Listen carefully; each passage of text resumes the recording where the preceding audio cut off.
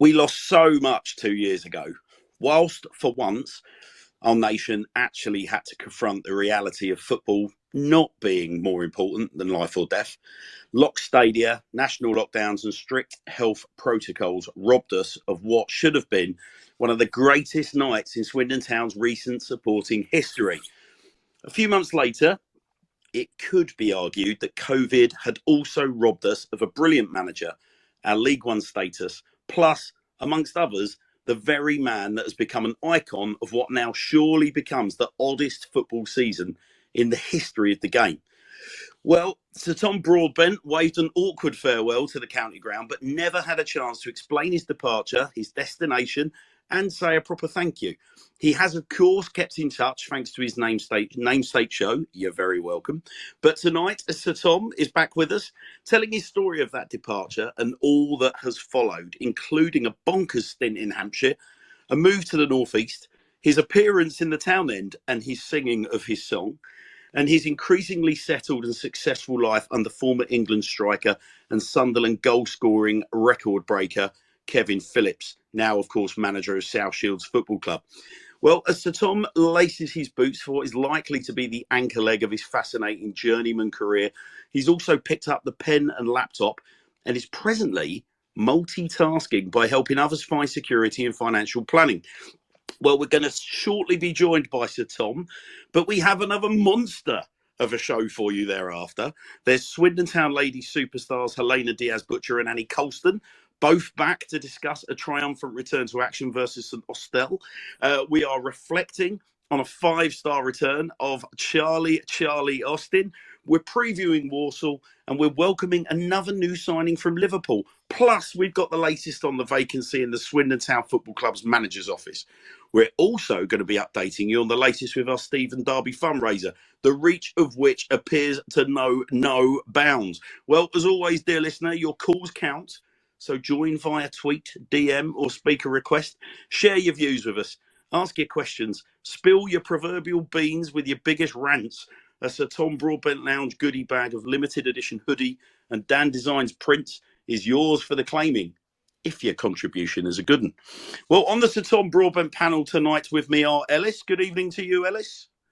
Good evening, Hannahs. I've just about got over Saturday's game. Got over? God, give me excess of it. Drink it in. Has anyone will vouch, Ellis? We were a little merry post-show, maybe more than most. Yeah, indeed. We've also got Joe. How are we, Joe?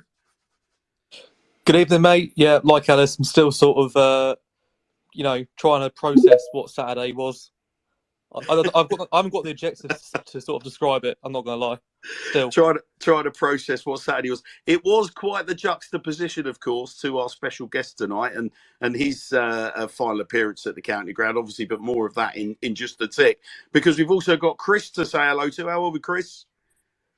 I'm all right. I'm still jealous I couldn't make Saturday. Oh, mate.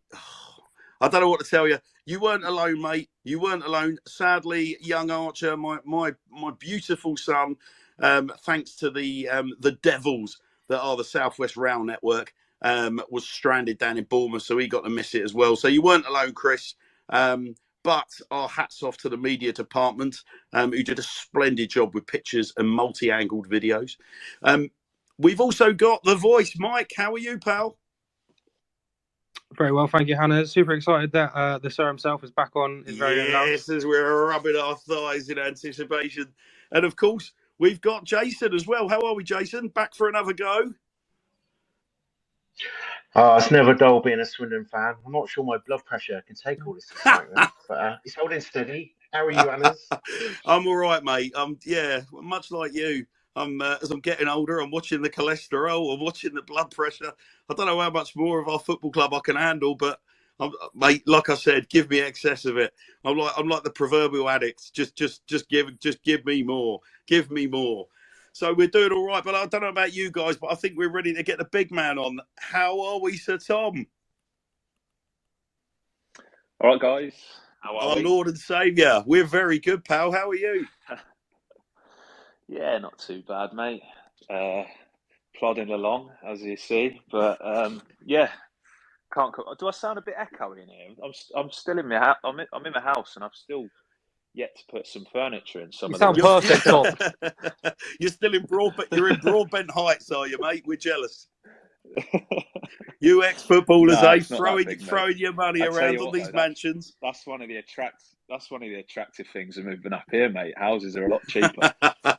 Yes, never a true word was said. Here, listen, Tom. Before we crack on with your bits and bobs, we're obviously we're going to be talking about Swindon Town later on, but probably after we've sort of completed your segment. But you were on one of our very early shows when Charlie sort of very kindly agreed to come on and be our sort of guest columnist, and you had a good natter with him. At that stage, knowing football as you know football, did you ever honestly, and obviously knowing Swindon Town as you do, did you ever actually think there's a chance we'd see Charlie back in a Swindon shirt? Not at this stage, no. I thought, potentially in, another couple of years or something like that. I mean, how old is Charlie? He's 33. It's no age, is it, really? No. But no, I didn't. But it just goes to show what a big statement it is signing him, doesn't it? It shows the intent of the club at the moment. So, no, it's massive. And hopefully it can attract a few more players as well. Yeah, I'll make you right, Tom. I mean, listen, give us a defender's perspective. Charlie's game's never been about pace. It's all been about that sort of that clever movement. And there are strikers, aren't there, up and down the leagues that they've just got that Colonel's secret recipe in terms of being in the right place at the right time. And obviously, Charlie showed that on Saturday with his goal. What as a defender, as a sort of like put yourself in the mindset of like your typical League Two defender, Tom. What will be going through their minds? What will be the chatter be in like the dressing rooms if they know they've got to face Charlie and that sort of movement? Because everyone says, he's a nightmare to play against. What sort of things would be going through your head? Oh, I'd be shitting themselves, wouldn't they? I wouldn't want to play against him, mate. I mean, his experience and everything like that is enough to make you think, "Fucking hell, I'm going to be in for a game today." Tom, can you remember a game where you've had before a game you've had a striker that you thought, "Shit, I'm up against it here"? Nah. Not so, Tom. That's also Tom. No, I don't know actually. No, do you know what? I've not, to be honest. I mean, I think I wouldn't fancy playing against Charlie. Someone that's played at that highest. I've probably not played strikers as good as Charlie, to be honest with you. And he's got that bit about him, Tom, hasn't he? I knew him when Charlie first arrived at the club, and he was a bit of a rascal then, but it's fair to say. I mean, he spoke about it on the show. We did a shithouse special. I don't mind telling you a few weeks back, and we talked about the dark arts and whatnot. And he was saying obviously over the course of your career, you do sort of pick up some some of the dark arts. You learn how to look after yourself. But I mean, he's watching him on Saturday. You could tell he was in the ear of the defenders all the time, whether it was talking about what he was going to be doing after the game and then darting off on a run or whatever it was he was saying to him. He didn't stay quiet for a second. I remember I played against. There is one player that stands out for that proper pissed me off. Lyle Taylor. Oh yeah, the Forest boy. He was like that. Like one of the lads would be saying to me, "Oh, Brody," like trying to say something, some sort of instruction or talking about it. And he's like, "Yeah, Brody, fucking do this, and he's just talking as if he was my mate, and then he'd be off, and it would just. Things like that. Yeah, it does get in your head. Do you know what I mean? I could just imagine Charlie being a right pain to play against. Yeah. Well, so it proved. I don't think. I mean, Grimsby. Charlie seemed to have their number pretty early in the early stages of the game. And although we took a little while to settle in, obviously 25 minutes in, Charlie does what Charlie does: edge of the 6-yard box, end of a big hut and cross, bosh. But more on that later, Tom. Let's get back to you, pal. I mean, look, Tom, take us right away back to where it comes to an end for you at Swindon Town, because obviously what should have been a brilliant season back in League One it was just dreadful, wasn't it? Like, I can't think of a worse way to finish a season. I mean, you very kindly came on and sort of talked us through one night in Oxford. It's definitely my favourite show, ironically, one of our very, very first ones. But it's one of my favourite shows. You gave us everything from insights into what you were eating right the way through to the coach journey, all of it. But you specifically said that you felt robbed after the Oxford game. And then obviously because there were no fans in the ground, so you couldn't really enjoy like what is arguably your career's greatest moment. And then obviously the season itself, Sheridan comes in, it just all starts to fall apart. And the end of the season was just a quagmire of crap, wasn't it? So obviously the season ends bad, Tom. Take us through it, mate, as it sort of starts petering out. What sort of things were going through your mind? Well, be honest with you, I mean, when Richie left and then Sheridan come in, I started playing a bit more once I come back from injury, didn't I? So, I mean, I was quite happy with that, but I weren't happy playing in a team that were fucking losing all the time and looking at getting relegated. But then, obviously, that happened. I remember Sheridan leaving. It was after, what was it? Was it after the Wimbledon game? I think it was. I remember him saying that he was going in the dressing room, that that he'd had enough and stuff like that. But the season ends anyway, and I'm out of contract. No one knows what's going on at the club, and I thought, well, I think I'll be. I know we've just been relegated, but I think I'll be all right. I played a lot of my career, like I say, a lot of my career since I turned pro. Played most of my football in League One. I was at Bristol Rovers before, and then had that season in League One. Worst case, I'll go to sort of a decent League Two side. Obviously, I was expecting hopefully to stay at Swindon first and foremost, but it come about that no one was there. It was only Mildy that was there, and it was actually Mildy who rang me in the summer and said, "Broady, I don't know, what's going on, mate, to be honest with you, but as it stands, there's like no one here to even offer you a new deal. There's no one here to make the decision or anything like that. So as it stands, like you're a free agent." I was just like, all right. So obviously then my agent's getting on speaking to clubs and that, and I had a bit of interest, but it was during that sort of COVID time as well, wasn't it? And all clubs, what clubs were offering was just a shambles, mate. I know it's not about money, but we've all got bills to pay and stuff like that at the end of the day. And it was like 50-60% pay cuts to what I was on, and I wasn't on for like mega money at Swindon. Do you know what I mean? But 50% pay cut, and I was just like, I can't do it to stay in the league.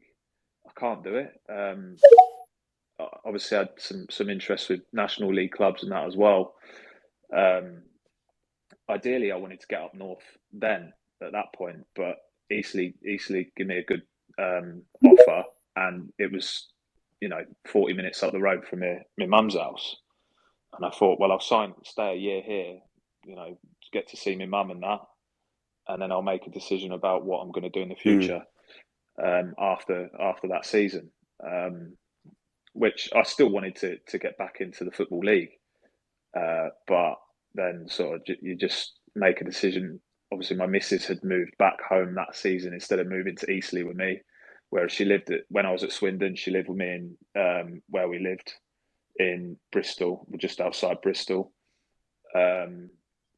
She said, "Tom, like I'm not moving to Eastleigh. I'm not moving further down south away from home. Like I'm going back up north." And I was just like, "Right, no problem. We'll see how things go." And it was hard being away from each other. So I just basically said, "Look, I'm going to do what I can to get a club up there, because I'm at that age now where I want to, settle down." We had a house up in Newcastle anyway, so ideally I want to move into our house and go from there. So that's how South Shields come about. I mean, I had offers from teams like Gateshead, Halifax. I actually drove to Halifax from my house in Newcastle, thinking, yeah, I'll see what that's like. And it was like 2.5 hours. I was like, I'm not fucking doing that every day. So yeah, I still had interest in some clubs down south as well, but ultimately I was just like, right, I'm going to make a decision and come up here. Gateshead was there as well, but it just wasn't right, and South Shields appealed to me, although it was levels below what I'd played at recently, in terms of the infrastructure of the club and the ambition and, you know, the manager and everything. I went and, you know, had a meeting with them, and they were just like, they sold it to me straight away. And, you know, it's the owner, they've got a good fan base for that level, which will only get bigger the higher we go.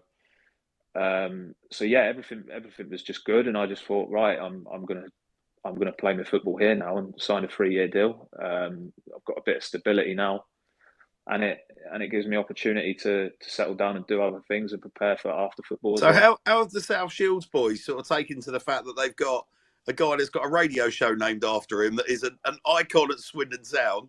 Have you had any banter about it? Because it's fair to say we've got a good smattering of South Shields followers now following our show, so they're obviously taking an interest in you. So I know word's getting about up there.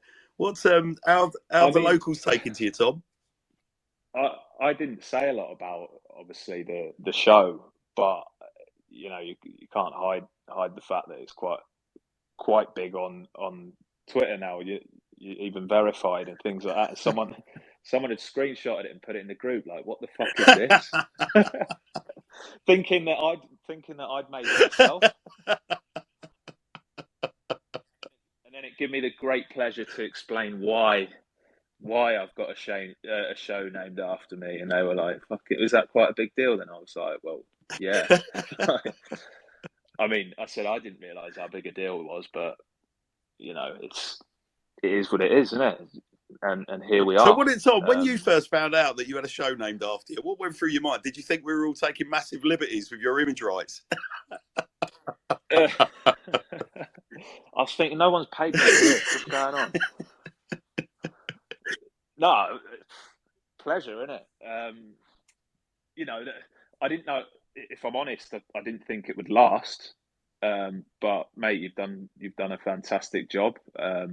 Fucking hell, it's flying, isn't it? Do you know what I mean? It's going really well, and you know, it's an honour, mate. It's an absolute honour. And the fact that some of the old Swindon, like French, had been trying to get onto you to change the name and things like that, and you've stuck at it. No, I really appreciate it. No, you're very welcome. An welcome. argument with any of your teammates, Tom, you give it the hang on, where's your show?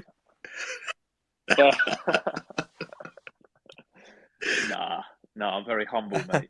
So Tom, you've obviously got. I mean, I was really surprised. I had no idea that you've got a manager with the level of clout that your gaffer's got. And for all of those that aren't aware of who your manager at South Shields is, of course, Sunderland record-breaking goal scorer, former England striker Kevin Phillips, who recent coaching experience at Derby County. He seems to be taking a kind of softly catchy monkey approach to his management career. Like he's working his way up through the ranks.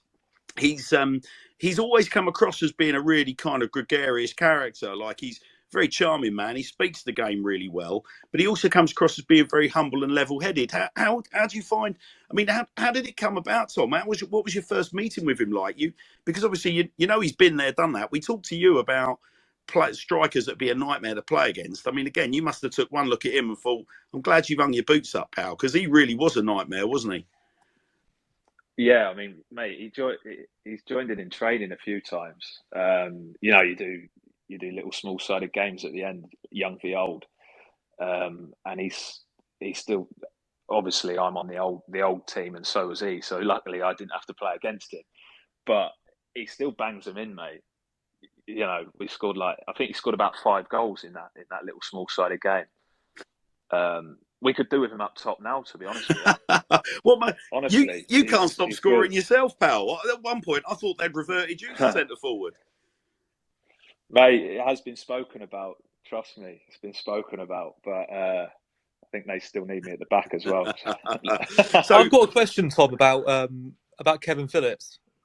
So go on. My best mate Elliot, when we were at school, come back from the summer holidays.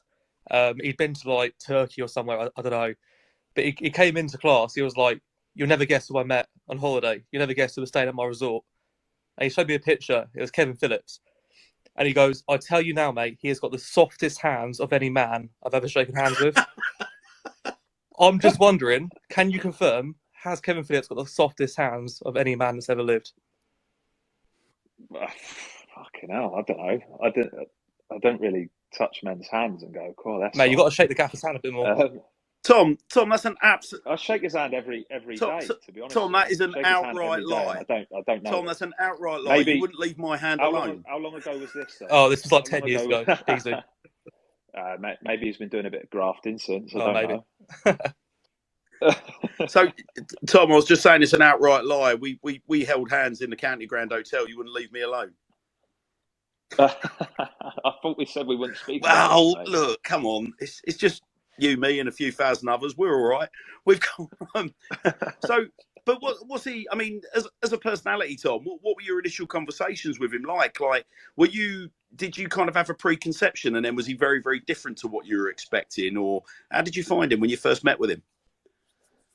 No, I didn't really know what to expect, to be honest, mate. And then when I went that day to meet everyone at the club to, see whether I wanted to sign there, have a look about and that, he was quite quiet, quite sort of reserved at the time. But there was a few people in there, like the chairman and things like that. But no, he's just like what you said. He's just a real sort of nice, humble, down to earth bloke. Really easy to get on with. As we know, I've had managers in the past that aren't that easy to get on with, and I get on really well with Kev. So no, he's just a nice bloke. And what's his management style, Tom? Have you seen the hairdryer from him, or is he more of a kind of? Nah. Does he get his attention by being the silent assassin? No, he's more reserved, more quiet. Obviously, we're doing quite well this season. We did lose at the weekend, a penalty at a proper shit game. One of them games where it's like windy, shit pitch, as you can expect at this level, playing away. Fucking diagonal rain coming in, freezing cold, and they got a penalty towards the end of the game and won the game. But even then, he's like, I'm not going to fucking go mad at you. He just doesn't, and I think it works. But like I said, there's not been too many times this season where he's had to go mad because we win most of our games. Yeah. So what about the reaction from the fans up there, Tom? Because I mean, it was really quite apparent when I watched you on the FA Cup game that obviously was televised by the BBC versus Forest Green. It really struck me you're a very popular lad amongst the supporters. You seem to have been made to feel very welcome up there. Yeah, well, I like to get on with the fans. It's always nice to have a good relationship. You don't want to go out there and your own fans not be liking you. But like I say, you kind of win fans over by playing well, don't you? But then also being, giving them the time of day after the game, when they want to speak to you or have photos and things like that. I've always got time for the fans. So no, I've got a good relationship with them as well. You've always got time for the fans, unless it's, of course, me and my merry band, Tom. Like, you completely ignored us the first time we were outside the county ground. But, we won't hold that against you. You were all very familiar when the beers were getting poured, though, weren't you? You're all very. It's gone to his head, Hannah's. It's gone to his head. Yeah, all bald blokes look the same, Tom, don't they? All bald blokes look the same. Yeah. So obviously, Tom, you've got your 3 years now up at Forest Green. Forest Green, South Shields. Do you see yourself as this being your destination club, as it were? Would it see you right away through to retirement in an ideal world, or have you got sort of like plans beyond that with your boots on? No, in an ideal world, yeah.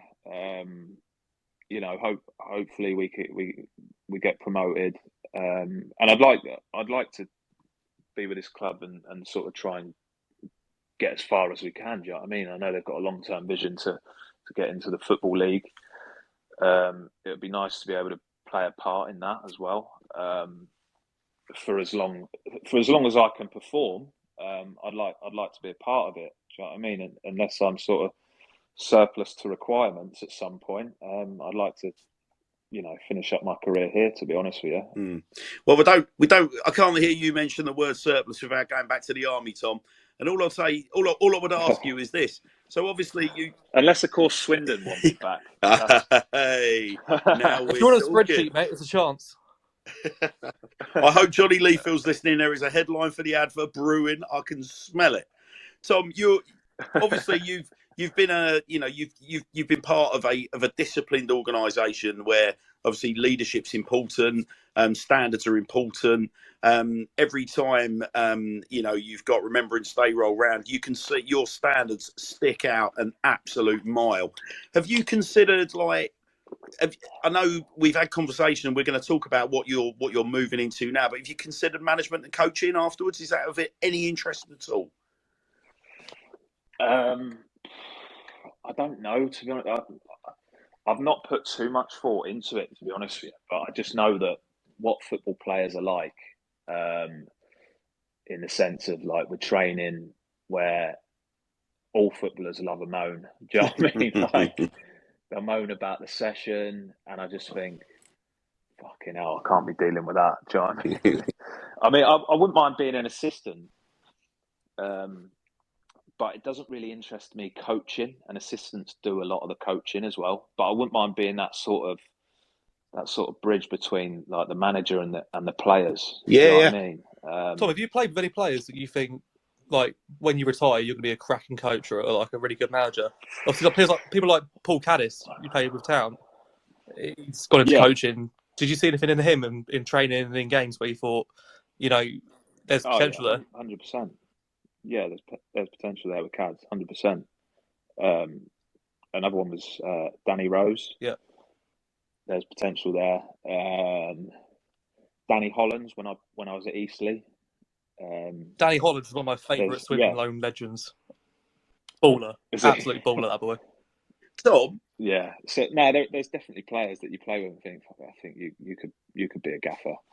You know what I mean? But I don't think I'm one of them, to be honest with you, mate. I mean, Tom, on a personal level, it's been really interesting watching the kind of. You talked about Cads. Obviously, you've played with him, and there's the managerial odds are up, and Paul's amongst the kind of forerunners, and there's other names like Dave Artell and Stephen Rice and people like this being mentioned. But the word and Cads seems to get ruled out by a section of our fan base because of, quote, a lack of experience. But obviously, you've been with him in the changing room. Can you give us a view on the sort of that transition from knowing Cads as you would? You've said to him there's definitely potential there. Could you see him because like I said, I've been banging the drum to see Cads get the nod in the manager's office this time around. One of the biggest question marks people throw at me is, well, experience. And my view is always, well, hang on a minute, you've got a guy that's led the dressing room here on two separate occasions, two separate eras. When the team has got promoted out of the division that we're currently in, he's got that kind of steely sort of confidence with a hint of arrogance about him. He's got his badges, and he's got experience of playing right at, literally Champions League football right the way through the leagues. So for me, I've used the word no-brainer, and I unashamedly repeat that. What is it that you would see in Cads, Tom, in terms of, and indeed, do you think he's ready for it now? Yeah, I do, mate. Why not? Do you know what I mean? Like you said, dressing rooms are led by players, and he was definitely a leader in the dressing room there. People respected him. Do you know what I mean? He's been there and done it. With regards to playing, maybe he hasn't managed a club yet or anything like that, but fucking hell,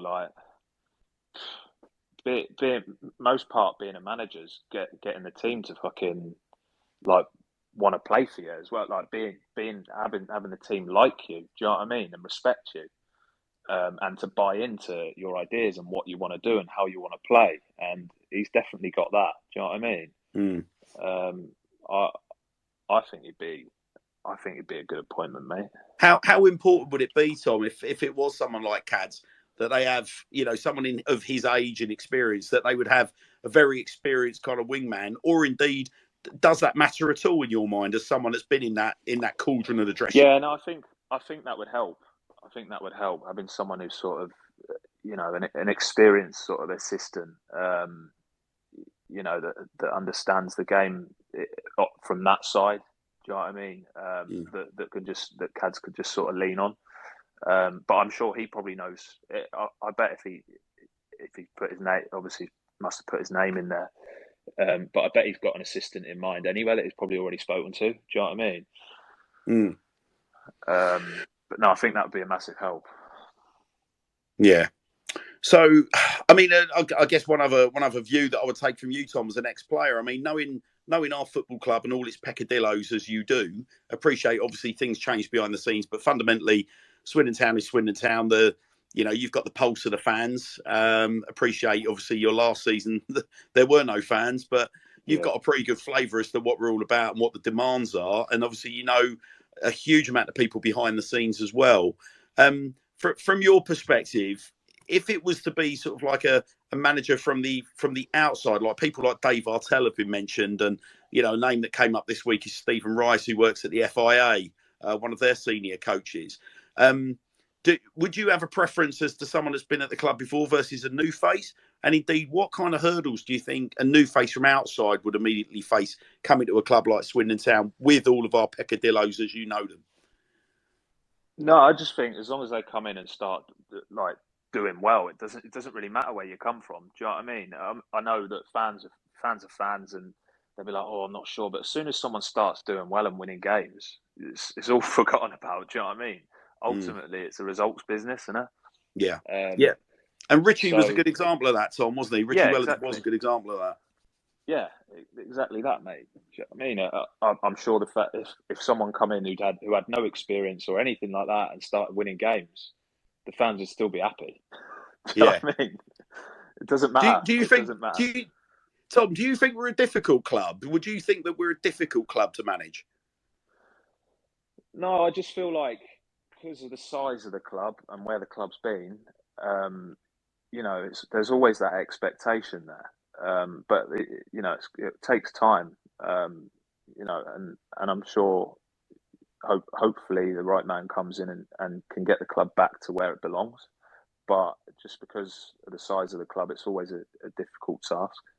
Right, well, enough Swindon Town, Tom. We've got, because obviously your life's now sort of taking this interesting twist. You've obviously talked about the fact that you're well into your first year of a 3-year contract to South Shields, but you've also got this other sort of side of your life now, which is opening up. Which sort of when I heard you've moved into the financial world, I was a little bit like, oh really? I don't know why I was ruling you out, Tom, because I don't know you that well. But by the same token, I was genuinely really surprised. I thought here's a guy, his background's in the army, he's been a professional footballer, and suddenly it was Broadbent of the financial world. I was gobsmacked. So tell us a bit about Game Plan, Tom. What's it all about?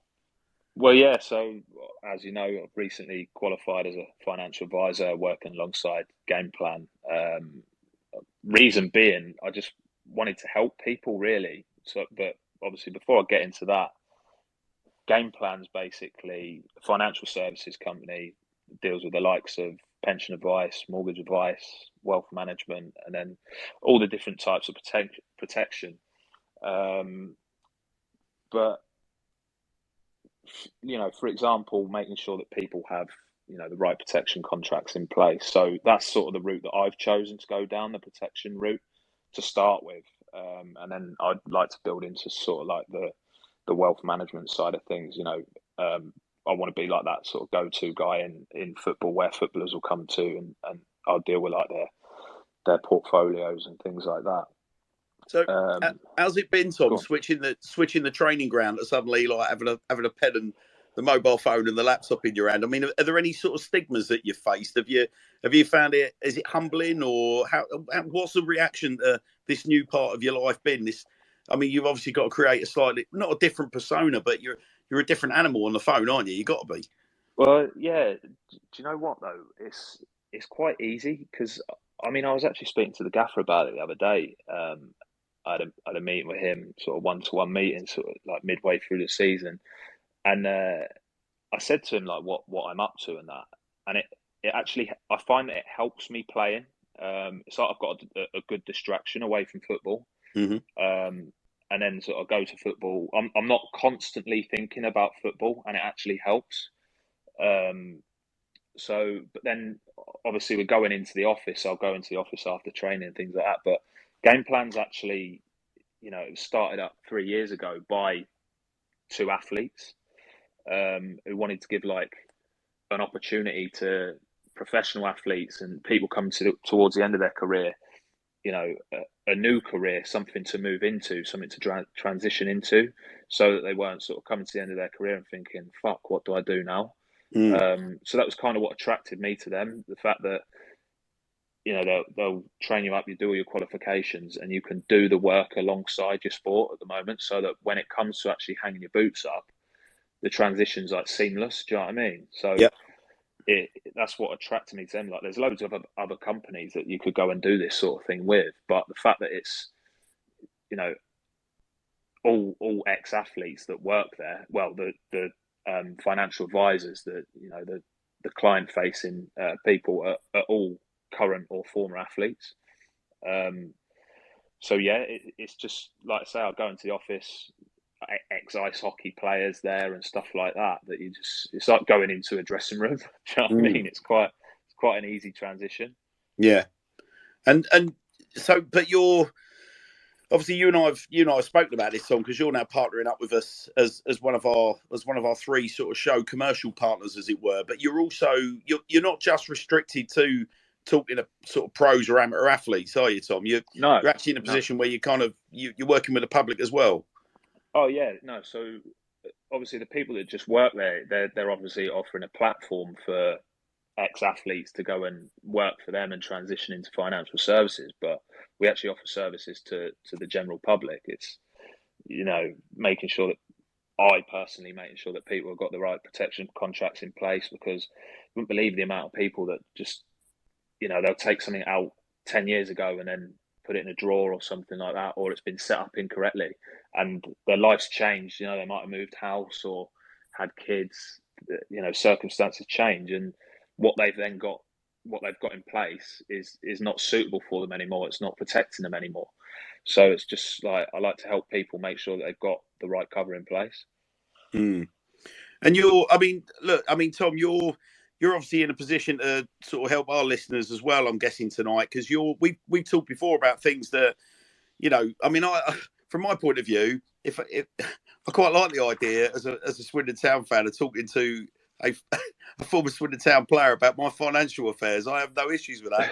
I think that's quite. I mean, Fraser Digby now works at Audi Swindon. I was thinking to myself, right, I need to renew my Audi, so I quite like the idea of going and buying an Audi off of Fraser Digby. But same with you, Tom. Talking to you about our financials, but obviously you are able to offer. I mean, certainly when it comes to things like will writing, you're in a position to help the listeners out, Tom.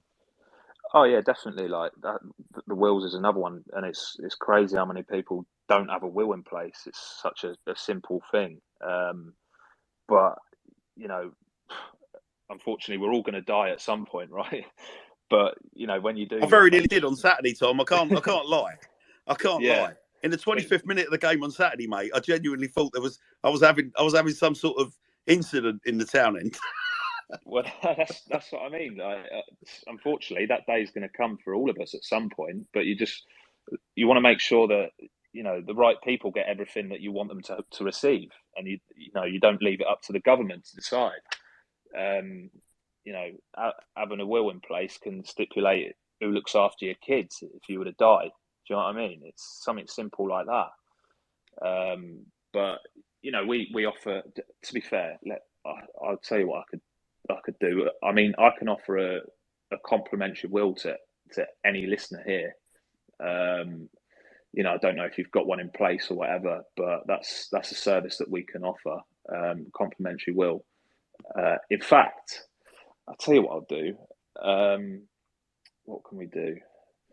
So we're arranging this rescreening, aren't we? We are. Yeah, I need to get back to you on the dates that are actually. Unfortunately, we had to cancel because of the game that got rearranged. I'll tell you what, mate, that game's probably going to be fucking cancelled again as well. So for the listeners on board tonight that aren't aware, we're going to be rescreening Oxford 1, Swindon 2 from the COVID season, and Sir Tom will be coming down to do a live Q&A. We're going to have a brilliant auction. We're going to have a lot of fun. We're going to have a few surprises, a few special guests. And the Sir Tom Broadbent Lounge will be hosting you that night. Obviously, it was in the bag, and then unfortunately, South Shields had a game cancelled, which was then rearranged for the night that we'd booked with Swindon Town in the Legends Lounge. So apologies to anybody that is just desperate to come. It's going to be a cracking night. But at the moment, we're at mercy of South Shield's fixtures, aren't we, Tom? Yeah, I know, it's a nightmare. And the thing is, like we've had another game off on Tuesday night, just gone, last night. So that's going to be rearranged. So I'm just trying to wait until that's been put in, and then see what this game on the 31st is going to end up being like, because I reckon that's going to be called off as well, because their pitch is horrendous. Be Sob's law, wouldn't it? Oh no, that's what I mean. It's a fucking night. That's the problem with football playing at this level, and the state of the pitches. You just don't know what's going to happen. But yeah, what I was saying is, so with that rescreening, what I'll do is, so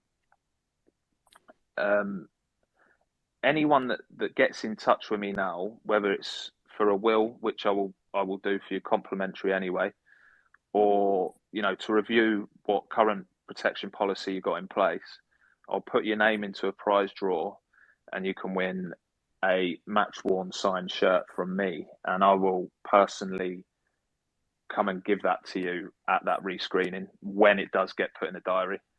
Wow. Oh, that's a classy touch, Tom. Yeah.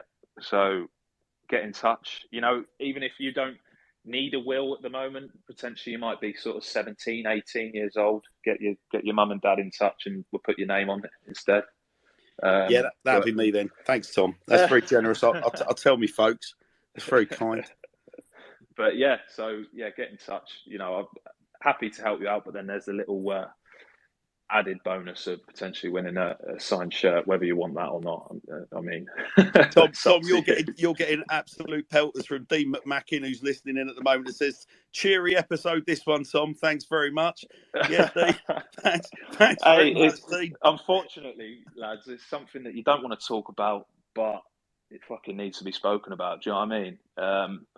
So we'll move on from that. But yeah, get in touch. Shirt up for grabs. Yeah, Tom, Kelly Paul was asked, Tom, we kind of answered that, haven't we? When are you coming back down to the county ground?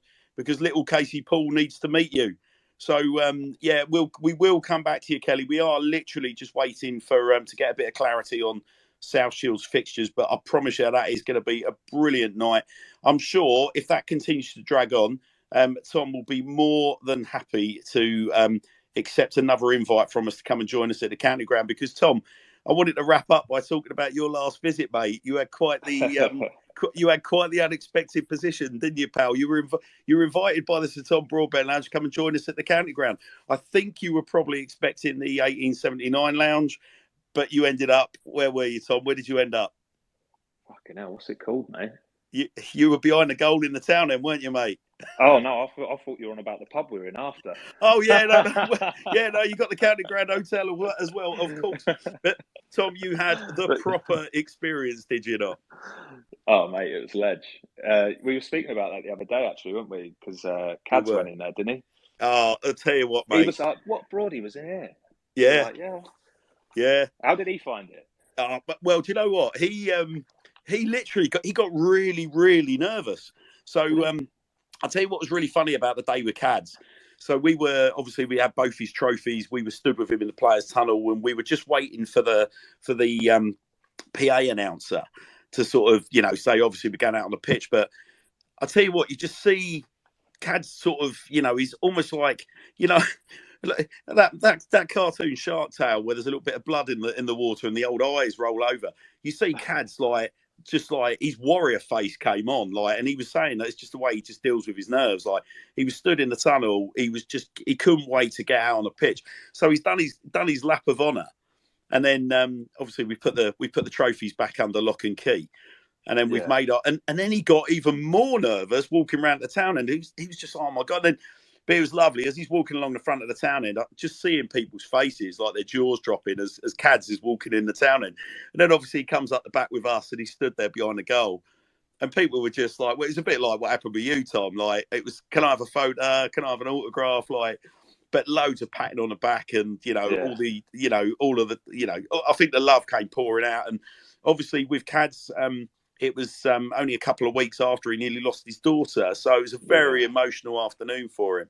So, but no, mate, it was really, really good. But, I mean, what went through your mind, Tom, when you stood there? Because you said to me prior that you'd never heard your song being sung in the town end. And obviously, not only were you hearing your song sung in the town end, you were in the middle of it all, and you were bloody instigating it with Broadbent, give us a song. That must have been a nice moment. Mate, I didn't know what other song to give. Do you know what I mean? I don't know any of them. Well, if there was any doubt, we certainly know who put the ball in the Oxford net, Tom, don't we, after that day? That's it, mate. Right, we've got, where are we? Oh, blimey. So MST has just messaged Tom. I don't know if you're aware, but he said Tom needs to extend the offer of wills to referees after Saturday. Were you aware what happened at the county ground on Saturday with the ref? No, what happened? There was a Kieran Brennan sort of slid in to make a clearance, connected with it beautifully, and arrowed it straight into the side of the ref's head, knocked him Sparko. I did see that. Fucking hell, yeah. We were talking to the medical team afterwards. He was a good 10 yards away, wasn't he? He could have reacted to that, surely. I've got to tell you, Tom, we stood there at the time and we were like, he's gone down his stages there. That's a little bit like, Paul Alcock after he's been pushed over by Di Canio. Weren't we, Joe? We were stood there literally saying, oh, this guy's having a laugh. Like, yeah, it was one of those, wasn't it, where everyone was laughing and then he didn't move for about 30 seconds. You think, oh, shit. Oh, shit, he could be out here. Yeah. And then we were talking to Ali Willits after the game and she was saying that, no, yeah, he was very, very poorly and obviously he was off to hospital. He didn't have a clue where he was. But yeah, at the same time, he had a vague idea of knowing what had happened to him. She just said, yeah, he's completely away with the fairies. So, we're pleased that obviously the ref made a recovery, but thank you, MST. There you go. I've put your point too, Sir Tom. Yeah. But well, listen, Tom. We're. I mean, is there anything that we've missed, mate? I mean, we're obviously it's great to see you going great guns and so settled and proving such a popular figure up at South Shields. You're clearly punching well below your weight. I must say, Tom. As it showed against Forest Green, I mean, you were very, very comfortable. You were a menace against Forest Green on the box, weren't you? Yeah, no, it was quite nice actually, mate, because I had quite a few messages after that saying like, Carl, you could still play at that level and things like that. And it was quite nice to hear. Do you know what I mean? Yeah. Well, I enjoyed that game. It was good. But do you know the thing though? The thing is though, mate, when you go away and play against teams where there's maybe 100 people watching or something like that with some of the away teams that we play, and it's a shit pitch, shit ground, and you find it quite hard to fucking get yourself up for it. Do you know what I mean? But when it kind of made me realise I missed that feeling a little bit when it was a big game. There were the cameras there. It was a sellout crowd, and I fucking just really enjoyed it. And then after the game, I thought, fucking hell, I missed that feeling. But yeah, it is what it is. So, I mean, I'm here now. But no, I thoroughly enjoyed that game, and it was nice to have a few messages. Swindon fans messaging me saying they watched the game and that they thought I play well, so it's nice. Yeah, well, it's nice to see you still doing the business, Tom. And like I said, I mean, to anyone that's listening, if there are holes in your financial planning, what better way to go about it than to make contact with Sir Tom? And I know, Tom, you're more than happy to have a chat about football, aren't you? And more than happy to chat. And like I say, like even just getting in touch, any advice that you need, we don't charge a penny for that. So anything that I can help with, just give me a message. Always happy to help you guys. And how best to message you, Tom? How best to get in contact with you? Any of my socials, Instagram, whatever. Yeah, just drop me a message. I think my work email's on my Instagram as well, but just drop me a DM. All right then, Tom. Well, listen, mate, we'll let you drift off into the night. Absolute treat having you on again, our Lord and Saviour. Take good care of yourself, buddy. And you're playing at the weekend, who you got? We've got FC United of Manchester at home. Big game for us, actually. Belter. Yeah, that is a belter. Yeah, so it should be quite a big crowd and stuff like that. So it should be a good game.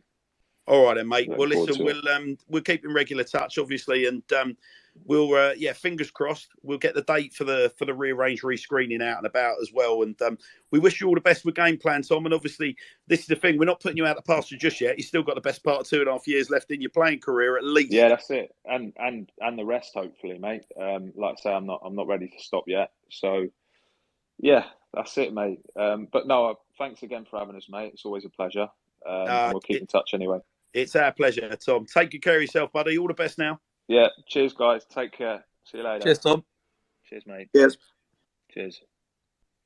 Well, our Lord and Saviour, what a top man. I mean, it's it's an interesting one. Like, it's I always find, like, whenever the subject of talking about money comes around, the old adage that money makes people sort of funny is no truer word spoken. But I think the thing that really impresses me when I've spoken to Tom sort of off air, and one of the reasons why we're more than happy to try and help Tom on his way with what he's doing with game plan is he's just such a normal chap, and it's so nice to actually speak to somebody and not feel like they're just trying to engineer an angle. So he's Tom is who he is, right? You know his background. He's British Armed Forces. He's played for Swindon Town. He's done the biz. He's got a massive heart. So if you have got holes in your finances, I can't think of a better person to want to speak to, and a thoroughly good man he is.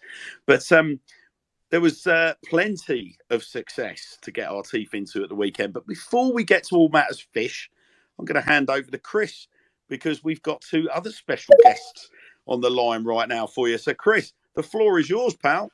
Yes, all right, mate. Swindon Town Women had a nice 4-3 win over the weekend. Sunday, I think it was, wasn't it? Against St Austell. And obviously, Annie's 100th goal of the season kicked it all off. I wish it was 100.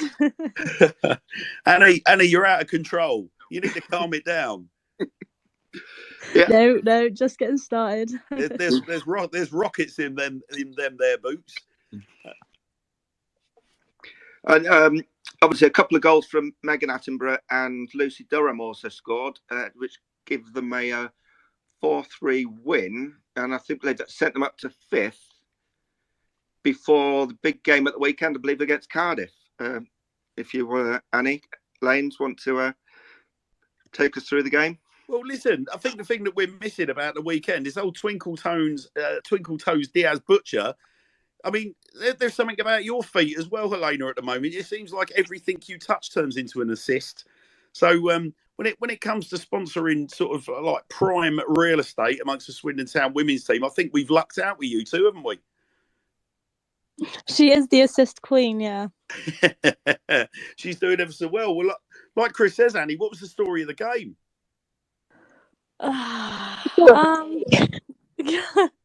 Lanes, you take this one. I mean, we've had better performances, and that's a nice way to put it. It wasn't our best game, but I feel like at half-time, we had a bit of a grilling, and we dug deep, and we got the result, pretty much. So you were amongst the assists, Lanes, and obviously Annie's back amongst the goals, and Megan's notched a couple. What was the story? Because they weren't fancied, were they, St Austell? I mean, you and I spoke off air, Lanes, and you were saying that in some ways you guys kind of made maybe a bit too much huff and puff about the game. What was the story behind the scoreline? Because obviously you've got loads of goals in you, you've got loads of assists in you. Teams like you're having a really decent season. They're having a shocker. What was the story from that perspective? I don't know. I just think that it kind of felt like, the pitch was bad. It was bad weather. It kind of just felt like nothing was going our way that day. So every pass we tried to make, I think it was just a very messy game, if that's me being nice.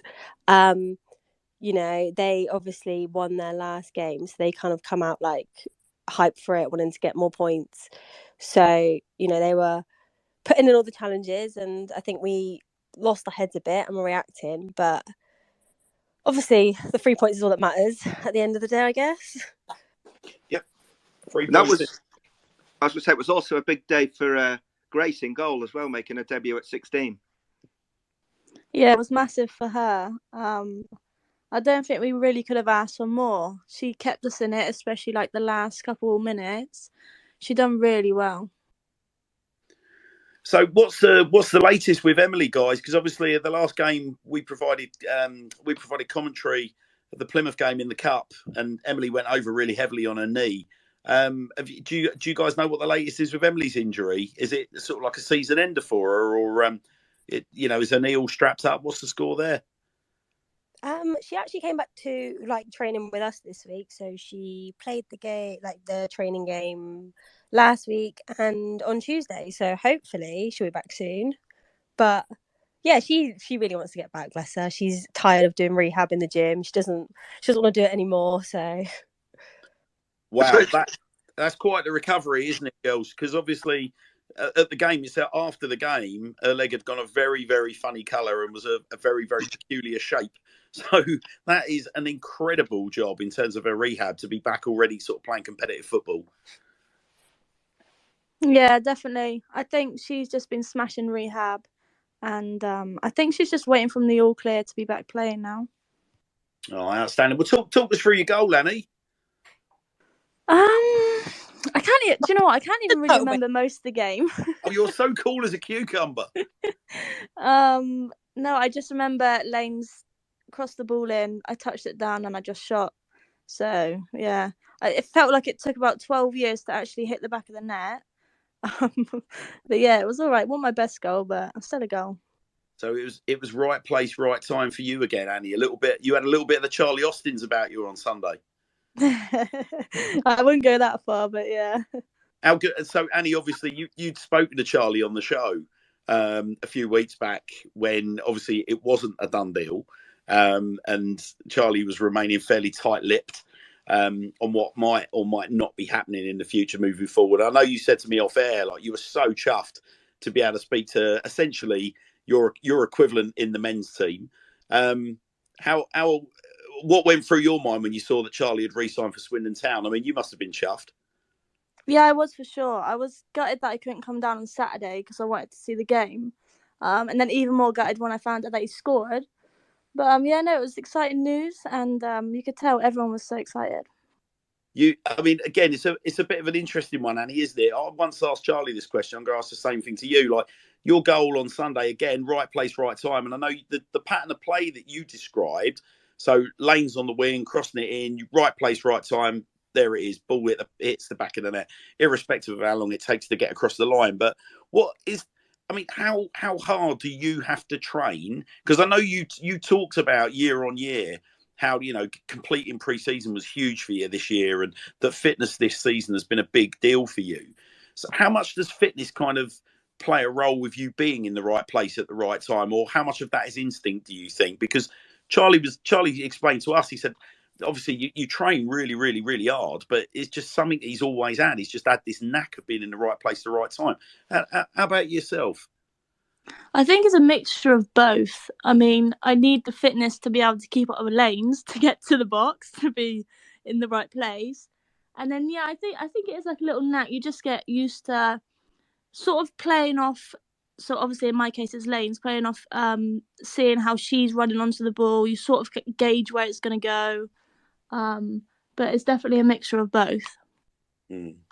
But you've had quite a lot of games postponed this season. How much of a disruption has that been throughout?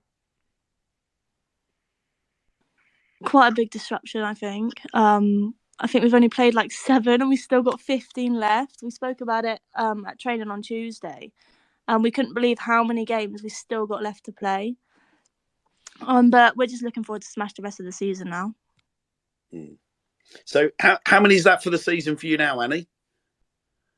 I think League and Cup, it's 15 goals. 15 goals, and Joe's still giving you a $5 for every goal. Is that right, Joe? I'm still waiting for my name on the back of the shirt from him. And he can be my mascot if he likes. No, oh wow! Oh, it's too tempting. I have got all 3 shirts already though, so if we get a 4th shirt, baby. And how about you, Lanes? What's the tally of assists? I hope you're keeping count. Oh my god, I thought you were going to ask me about my goals there. I was like, oh no, don't ask that. Assists, I think in all competitions might be 10, maybe. 10 assists, you absolute machine. Those are great numbers, ladies. Like in all seriousness, those are superb numbers. I mean, I'm going to ask you a really, really difficult question now, the pair of you, because clearly you're both young enough that you must be looking, especially with the increased profile of the Women's Premier League and the kind of the riches that would be on offer further up the tree. I mean, you know, where's the future lie for you? Like, what are your ambitions, guys? I mean, clearly we don't. I'm not trying to sort of tempt fate and see you guys leave Swindon Town, but by the same token, you know, the women's game, especially at the top end, is really taking off. Is that where your ambitions lie, or have you got other sort of plans in mind? I think, I don't know. For me, it's always I've always wanted to like play at the best level I could get to, whether that's tier 4 or higher. It just depends. But I just want to enjoy my football as well and just be happy to be on the pitch.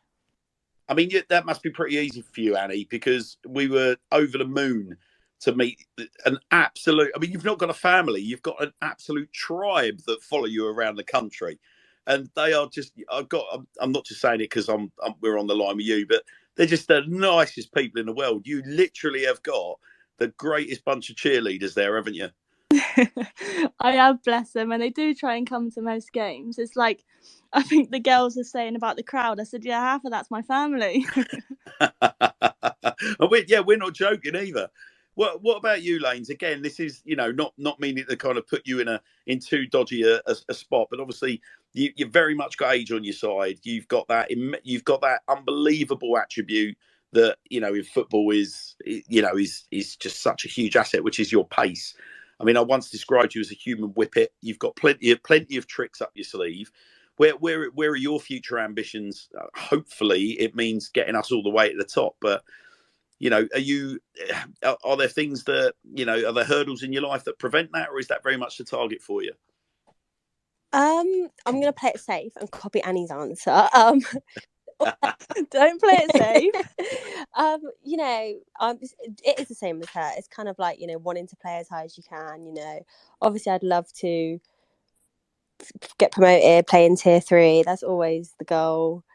You know, I don't want to sound silly and say like, oh, you want to go as high as you can, but it is genuinely that. I wasn't just copying Annie's answer. No. I think that's fair. And I mean, listen, in an ideal, I mean, this year you've only got one going up, haven't you, from your division? So it's going to make things very, very tough because it's a really competitive division, and you've got a couple of teams properly breaking away. But I mean, certainly as Swindon Town women become more and more professional, I mean, certainly you would have realistic hopes that you could realise at least another step up with Swindon Town. Would you say that's fair? Yeah, I would say for sure.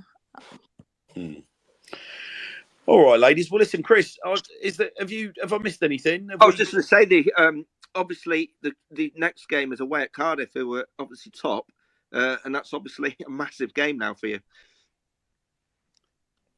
Yeah, it is. We've kind of been like, you know, practicing training, like preparing for it. Obviously it's meant to be in a few weeks' time, so it's kind of, you know, sprung upon us a bit early. But, you know, we're still doing training, still, you know, they lost at the weekend actually, so hopefully they'll be a bit, you know, down about that, and we can give them a good game, hopefully.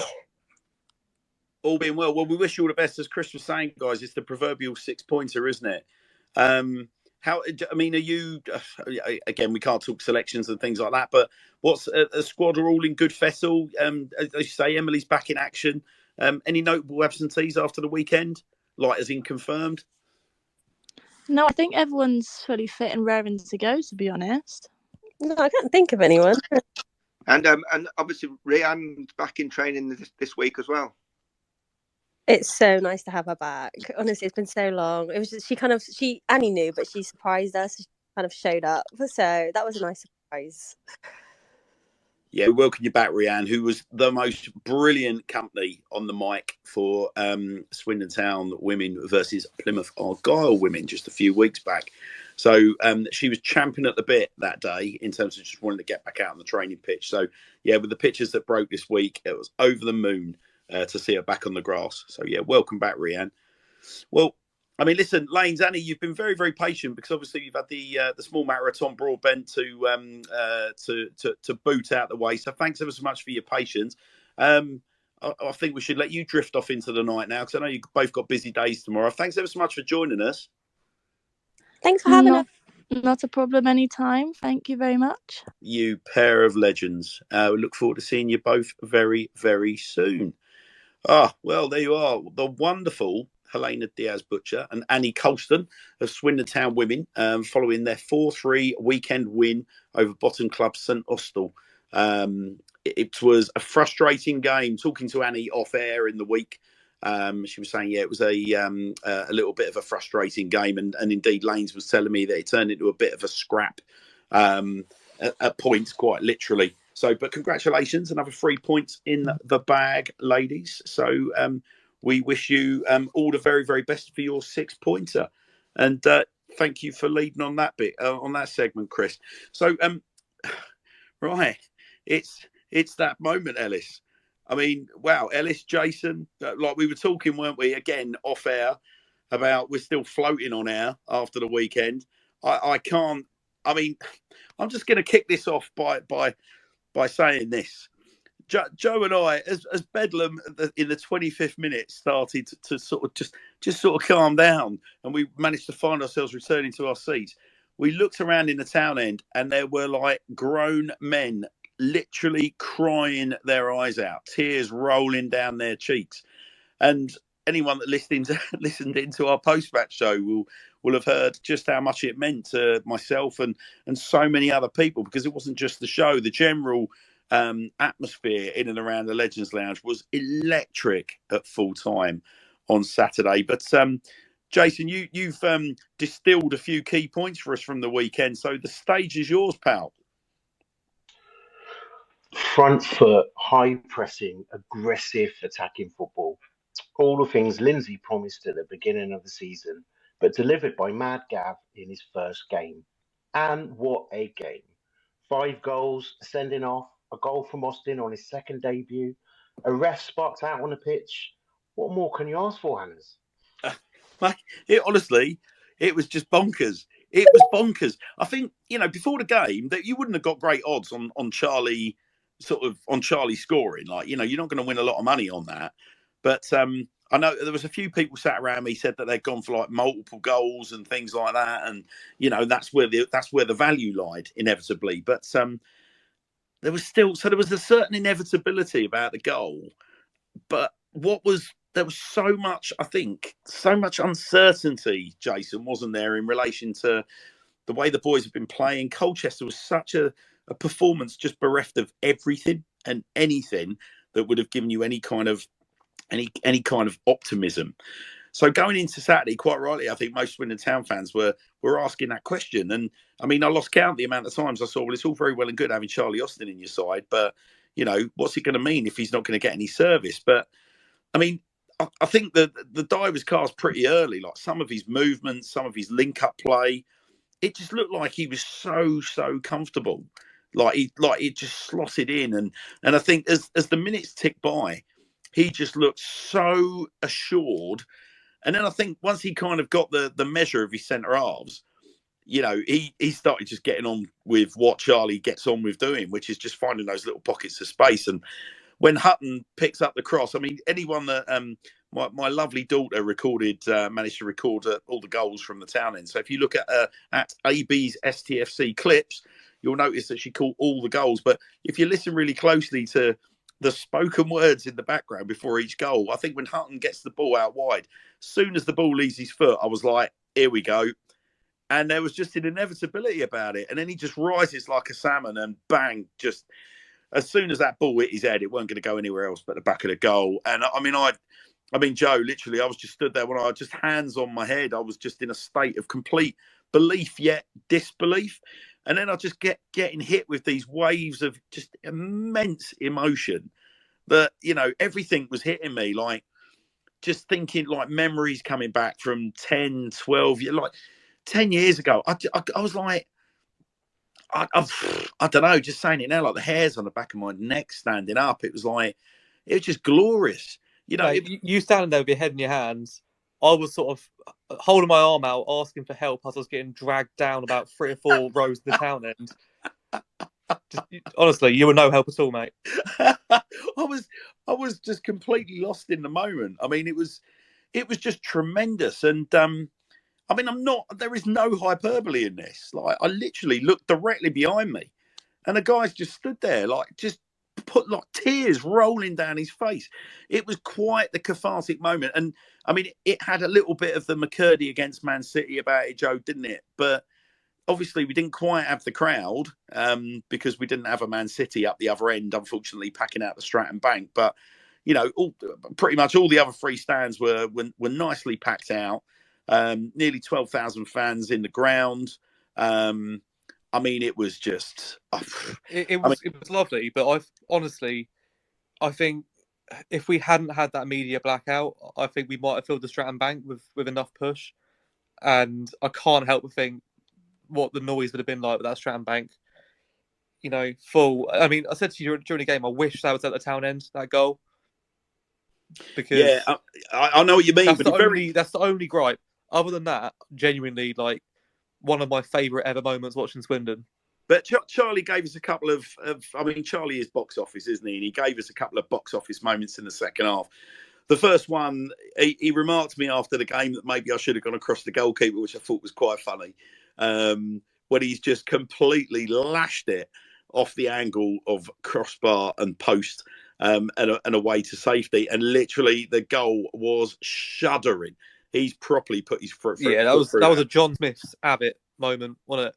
Oh, it really was. I mean, I thought he'd taken it a little bit too far wide, and it would end up in the side netting. But I mean, again, it's showing the guy's class. Like he's pretty much hit the spot there, isn't he? And on another day, that would have probably hit the underside of the bar and rattled in. But and then there was this wonderful moment where the ball just seemed to, for whatever reason, just seemed to be drifted out of play as though he'd gone out for a goal kick, and Charlie found himself just kind of like trotting back towards the town end to an absolute cacophony of Charlie Austin. And I thought, I don't know about you, Joe, and the rest of my wonderful panel, but I think Charlie very, very skillfully played the PR on the day in terms of making sure that whilst it was lovely and that he really appreciated the reception, and it was wonderful being back, he was very, very keen to make sure all of his teammates were getting a name check. His first tweet after the game was all about how much it meant to the lads, like the amount of support that they got, and stay behind the boys for the remainder of the season, etc. I mean, his day couldn't have got much better, could it? Nah, yeah, he smashed it. I think, he said it at the game as well, you know, obviously he gets the sponsors man of the match, which is inevitable. We could have lost 4-0. He could have missed 2 penalties and got a red card and maybe spat at a child in the crowd and would have got man of the match. But I mean, Saidu Khan was absolutely unplayable on Saturday. So I think he was everyone's man of the match. Oh, but listen, we'll come on to Saidu, mate. I know, but I'm saying, I mean, Charlie, maybe it was yesterday or Sunday.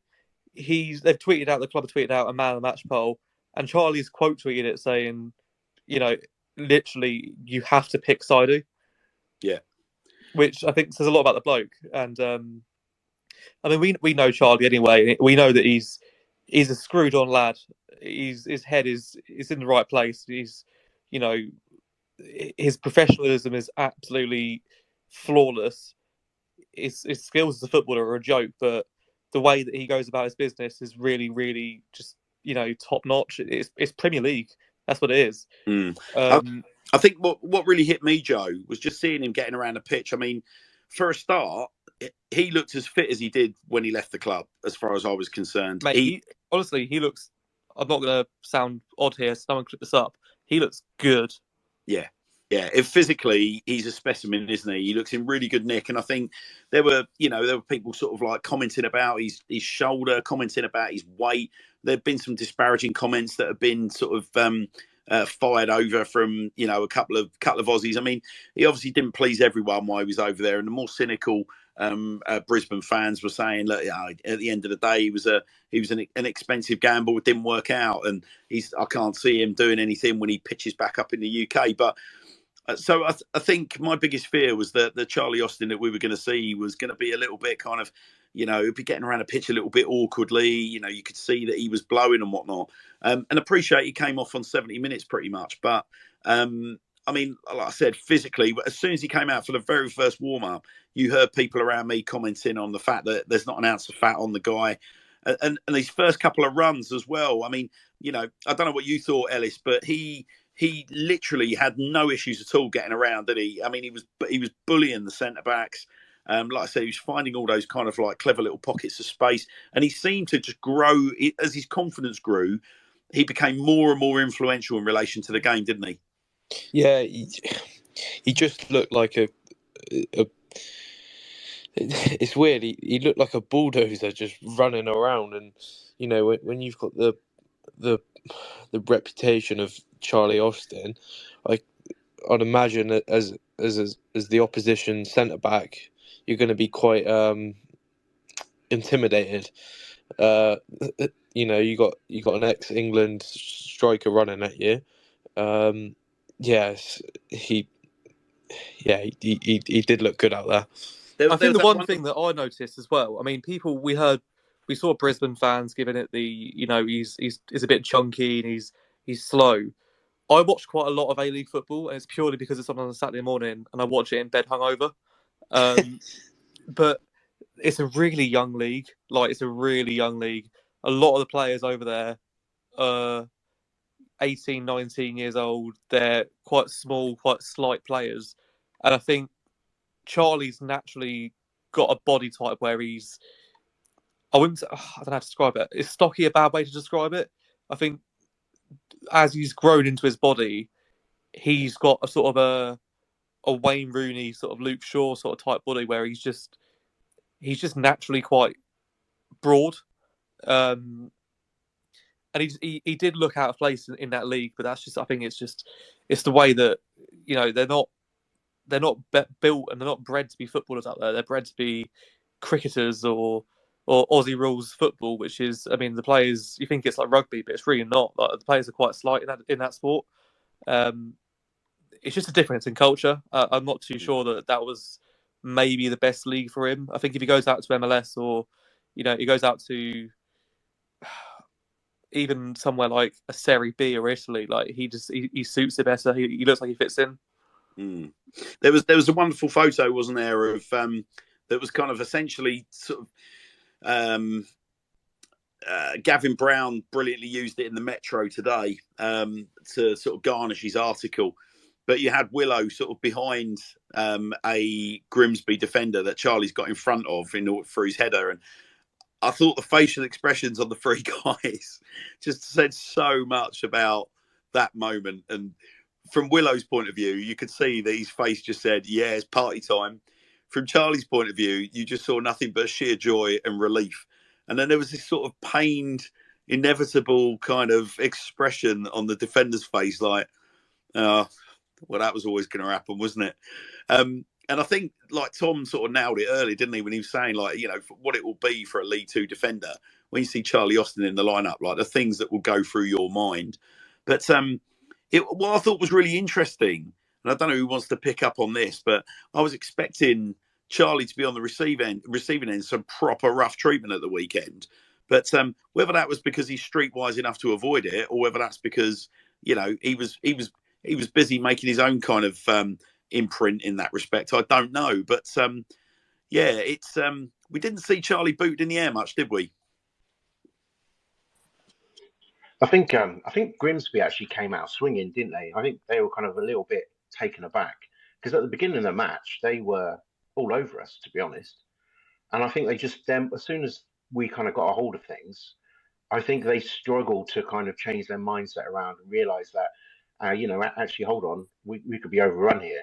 Because it wasn't just Austin, you know, it was Wakeling had a great game, great first half, I thought, and Hepburn Murphy.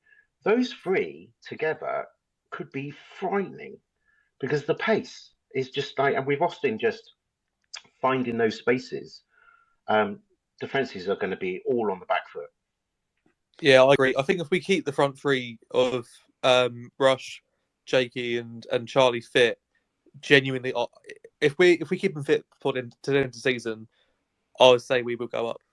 Genuinely, I think Rashawn Hepburn Murphy is not a League Two footballer. Charlie Austin is not a League Two footballer. Jake Wakeling's young, and when he's 25, 26, I would say he's not a League Two footballer. I think we're really quite spoilt to have those boys up front for our team. They were there were maybe one or two lads, Joe, in that lineup at the weekend that you were just going, look, you know, it's one of those things, wasn't it? Because it was clearly a good day. Now, if you'd rewound a week and gone back to Colchester United, you wouldn't be saying what I'm about to say. But on the basis of the performances that those lads put in on Saturday, you were literally, like you were saying, you got a bunch of League One footballers there at least. I mean, like Wakeling was reborn, wasn't he? Hepburn Murphy was outstanding. Ellis did an awful lot of kind of ball work in the first half before being replaced by Marcel Lavinier, who arguably just ripped them to pieces once he came on. Obviously, scores with his first touch. And, I mean, he was just a total pest. I mean, we talked about Saidu Khan was outstanding. I thought Johnny Williams had one of his best performances for the club. Romeo Hutton was just doing Romeo Hutton things down the right-hand side. Angus and Kieran, we talked about them. Pair of steady eddies in the centre, kind of did what they needed to do. Likewise, the goalkeeper, and Fraser Blake-Tracy was outstanding in left back. And we've taken a team that were themselves hot off the back of a massive win, really upsetting the form book last week. And we've literally completely ripped them apart. I mean, I think every single player on that pitch, as you say, every player on the pitch literally smashed it. I think Kieran Brennan smashed it a little too hard into the referee's head, but other than that, you know, it was probably his best game I've seen him play. Was that not McDonald? He smashed the ball, or was that? No, it was Brennan. Oh, yeah, Brennan. But like I say, we spoke to the boys after as well, Hannah's. All of the boys said, like, the difference between that and Colchester.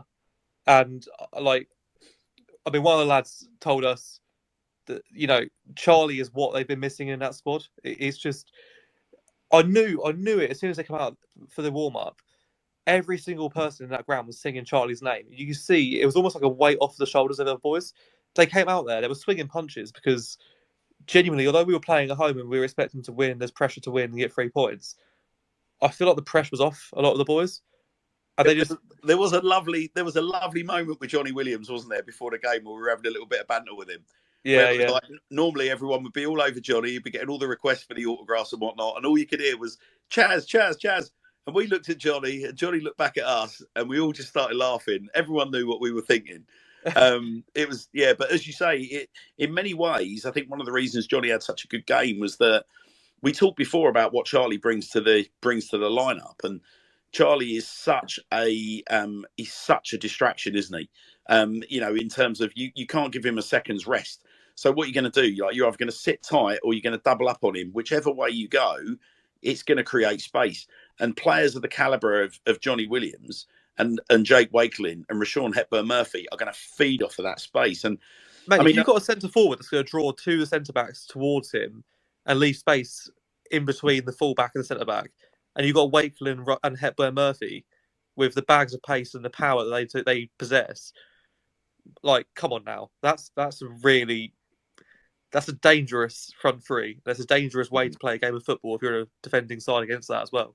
Yeah, you're going to focus on Charlie. But then if you miss Charlie, if you leave him in a zone for 5-6 seconds, then in an attacking transition, you're conceding a goal. And to be totally frank, all the substitutes had an impact, didn't they? I mean, there was first things first. There's a wonderful moment when young Abu Kanu substituted on for Charlie Austin on 76 minutes. Charlie goes off to a standing ovation. But Abu Kanu got a rousing round of applause when he comes on for his league debut for the club. And obviously, a little tip of the hat to Abu Kanu, who's gone on and played for the under-17s this week and bagged himself a hat-trick off the back of it as well. So, yes, certainly one to be looking out for moving forward. Of course, he's seen a bit of action this season in the Papa John's Trophy. It was lovely seeing that essentially our past and our future being replaced very much by one for the future. But as we said, Marcel Lavinier comes on with his, I think it was his second touch, and he scores an absolute peach, real Premier League quality in a first-time volley into the bottom corner. And then Tyree Shade comes on 67 minutes and essentially dribbles the length of the pitch before teeing up Saidu Khan, who finishes with aplomb. And even Luke Jeffcott, like when Luke Jeffcott came on, he was a handful. And, again, if you're a tired League Two defender and you've just had to put up with literally 76 minutes to Charlie Austin, and now you've got this really busy sort of like 16, 17, 18-year-old Abu Kanu buzzing around you, plus now you've got Luke Jeffcott coming on. I mean, what must have been going through their mind, guys? What must have been going through their mind? But I wanted to bring Mike in at this stage as well, because Mike, somewhat predictably, I'm going to ask you about you. You were a dissenting voice when it came to Charlie coming back, but what were your thoughts, mate, off the back of Saturday? It's a name that we haven't actually mentioned yet too much, but when we talk about beneficiaries of Charlie Austin and his team, obviously we mentioned Rashawn, we've mentioned Jakey Wakey, but honestly, I feel like Romeo Hutton's gonna have like an amazing second half of the season. He's already had an amazing first half of the season. We saw that when he put that ball in for Charlie's first goal, then he put in another great cross for Lavinia's goal. He ended up with 2 assists for that game. I feel like he's gonna just fly second half of the season if we manage to hold on to him anyway, which it's looking like is hopefully going to be the case. But even after one game, I'm willing to hold my hands up and say, you know what, I was completely wrong for doubting Charlie. I feel like at the time my concerns, they felt reasonable, but to see the impact he's had on this team after just one game, I'm already ready to say, you know what, I was 100% wrong about that. Just the leadership, the impact he's had in the dressing room, the level of respect that he commands from all of the other players is so clear that to me it feels like every single player in that team has stepped up. It almost to show what like impress Charlie Austin, and I really did sort of underestimate the effect that he'd have on this team. And obviously, I know Scott Lindsay's gone as well, and I feel like that's contributed to the performance of the team. But yeah, I'll hold my hands up and say, you know what, I got that one wrong. And if you are listening, Charlie, that's a personal apology for me, mate. I feel we did try telling you, Mike. We did try telling you. You wouldn't listen, Mike, would you? You just wouldn't listen. You wouldn't have it. I'm a stubborn guy. I've had too many Guinnesses, mate. That's my fault. It was Mike's way or the highway. And listen, Mike, at the end of the day, disposition is going to get you nowhere in this world, young man. But listen, in all seriousness, Mike, what really sort of struck me, we were talking to all of Charlie's teammates after the game. I don't think it was a member of the team that we didn't speak to. And general consensus was, they could not, as soon as you mentioned Charlie's name, I think my standard question was, how have you got on with Chaz this week? And their faces just spontaneously lit up. And they were literally like saying things like, he's the man, isn't he? Like, you had like the younger players saying what an honour it is to be in the dressing room with someone that's clocked up the mileage that he had. You had the more experienced pros that were, talking about, everything from little technicals that they're still picking up from him, right the way through to, he's just commanding respect and being another senior, well listened to voice in the dressing room that actually speaks sense. You could just see that he just galvanizes. And the lovely thing about it as well is when you see him in and around the team as well, he's just got that about. He's just blended into that group of people. He's not like, excuse the expression, Charlie Big Bananas. Like he's not the, look, the big I am, like, look at me. He's just got that. And you could see he was really making an effort to ensure that is what everyone saw at the weekend, which again, I thought was excellent. But look, we've had a few tweets in. So good evening, Claire Fennell. Claire said Charlie was 6-1 and I nearly put £20 on it. But being a bit pessimistic, I didn't. Well, more for you, Claire. More for you. So you can go and sit on the naughty step with Mike. And Claire goes on to say that I was in a huddle with random strangers when the goal went in. It was wonderful. Yeah, I mean, honestly, Claire, listen, I've been a Town fan nearly 40 years. I've got to tell you, I lost count the number of times I said these words, like, literally, like, I'm not going to underplay this. I'm not going to get tired talking about it. Like, drink it in. These are moments that, I mean, I can probably count on the fingers of both hands, like, but from the last 40 years, like, wow, like, it really was something. James Van, all the way over in Jacksonville. How are you, James? James says, I called it before kickoff. Lineup had Goal Fest written all over it. The lads played free and with purpose. Khan looked a different player, causing trouble all over, and 'twas a beautiful thing to see. Lindsay finally delivered on his promise. Just mad that he had to leave the club first. Yeah, indeed, James. It was a little bit mad. Nathan's also tweeted, good evening, Nath. He says, I think it helps that most of Grimsby's scouting would have been us playing far more passively than we actually did. The trick is we can only pull once, I think. Oh, this is a trick. We can only pull once, I think. And Josh has said, if we can keep this squad, we going up. Well, that's a nice sentiment, Josh. I'll tell you what, mate. I hope you're right. MST has also tweeted again, and he said, yeah, warm-up are very different on Saturday, and Charlie seemed to be running it. He's asking, is there any news on Ellis and his injury? Knee was well strapped as he walked off.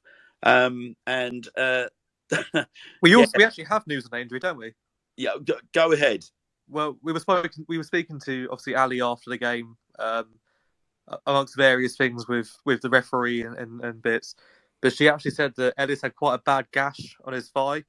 In her words, and to put it crudely, there was fat poking out. She said that he probably won't be in full contact training for a couple of days to give it some time to heal. But I think it's just a cut. What a lovely graphic image that we've got. We've also received a really interesting message from Les Caffrey, our head of recruitment. Hello, Les. Good evening to you. Les says to say, guys, 6.8 million of debt paid off whilst building a squad full of assets, lowering the age of the squad by a huge difference, as well as giving it a real credible push for promotion. By the end of Jan, the squad will be strong enough for promotion, and we will have a manager capable of taking us up. The club has been run very well, if we're honest, and recruitment has been decent. Yeah. Cheers for that, Les. That's very kind of you to get into touch. I mean, he raises a number of points there. I don't know if we want to dissect much of that.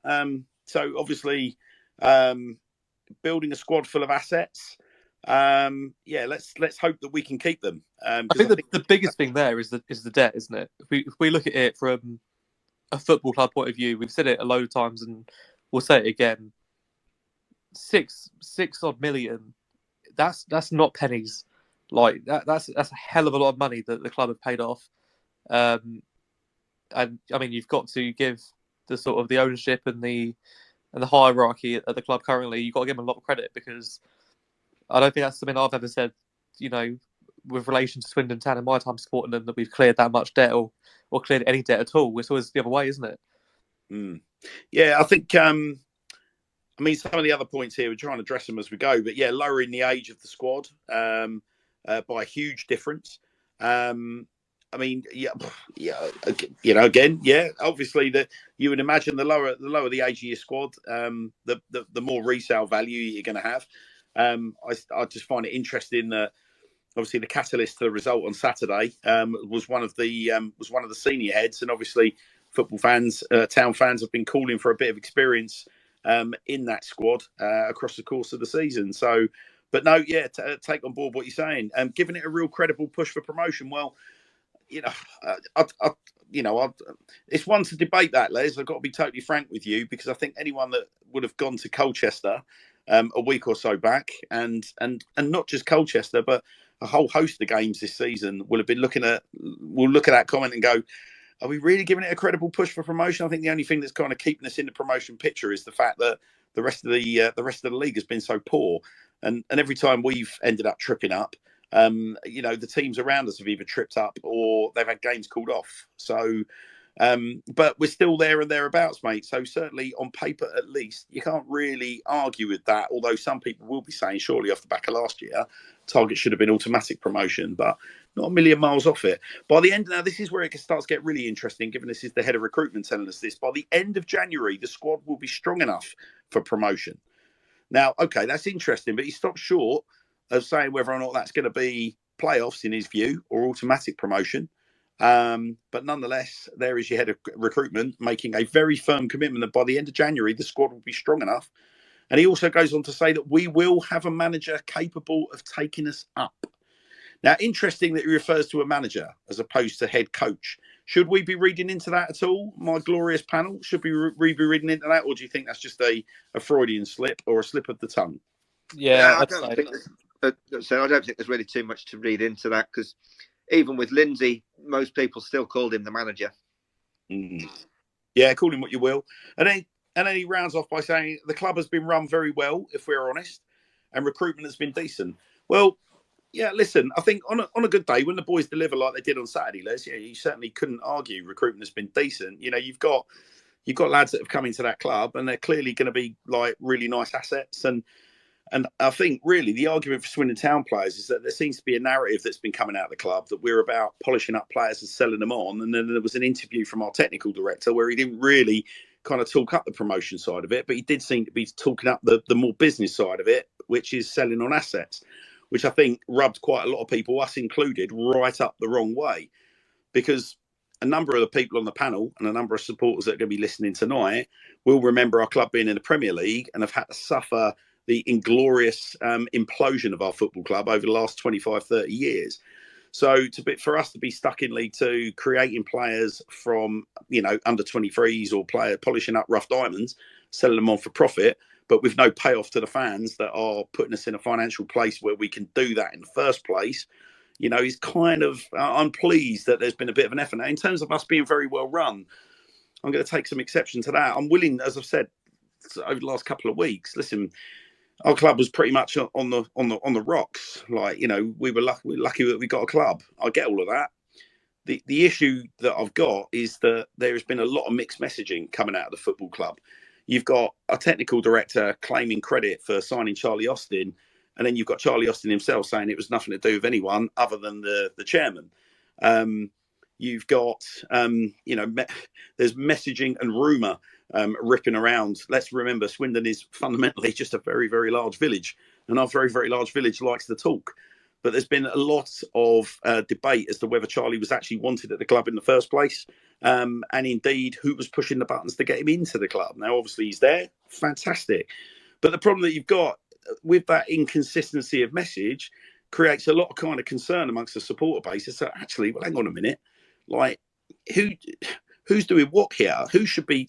Surely that messaging should be getting controlled, But listen, at the end of the day, Les, we're hot off the back of a 5-0 win, and from certainly if you look at what the league table's saying,